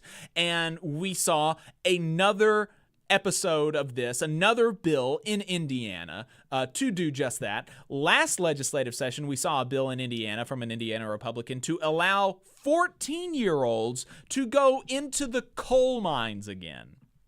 Literally the most crazy thing you could think of when you're talking about child labor, the quintessential, the reason that child labor laws were created, children in the mines, they want to go back to that. Now, most people are not that extreme, but we do have another extreme bill in Indiana where this guy is trying to allow 14-year-olds to drop out of school and work full-time. Enter the workforce at 14. And this is what he said in defense of his proposed legislation. All right, I hope this is the right clip. I'm not sure if it will be. We'll see. Yeah, this is an important bill, and the reason is... Nope, I don't see the sleep as overrated. Oh, no! What a bummer. Yeah, might have missed that one. Well, okay. So the guy says in his thing that, I worked when I was young and I worked late nights while I was in school and I made it out okay. Sleep is overrated. He says the words, sleep is overrated, as he's talking about a bill to allow 14-year-olds to go to work. Just remarkable. That you would be willing to say this in public as you're being filmed. That's wild to me that you're talking about 14-year-olds working and saying, sleep is overrated. It's not as if this is some of the most formative years of their life, physically and mentally and socially and spiritually and anything that you can think of. When you're a young person, you just don't need sleep. Instead of sleeping, you should be creating value for a capitalist. Absolutely, depraved and wicked and all of that.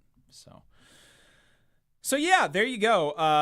Don't know what else to say about that other than thank God for Indiana, because that's not happening in Alabama yet. So not yet. Yeah, not yet. They are probably listening intently. Yeah, so there you go, folks. That's going to be it for us today. Appreciate everybody tuning in. Make sure you like the stream on your way out. Subscribe to the channel if you haven't. Give us 5 stars if you listened all the way through on the podcast. Help us get on the radio in your hometown. Donate to the program, tvlr.fm/donate. You can make a one-time or recurring monthly contribution. You can also become a patron at patreon.com/The Valley Labor Report. Our hats are open for pre-orders again. tvlr.fm/store, our dad logo caps. We also have a few leftover shirts that you can still get. tvlr.fm/store. If you're a union member, get your local to sponsor the show. We really need more union sponsors coming on.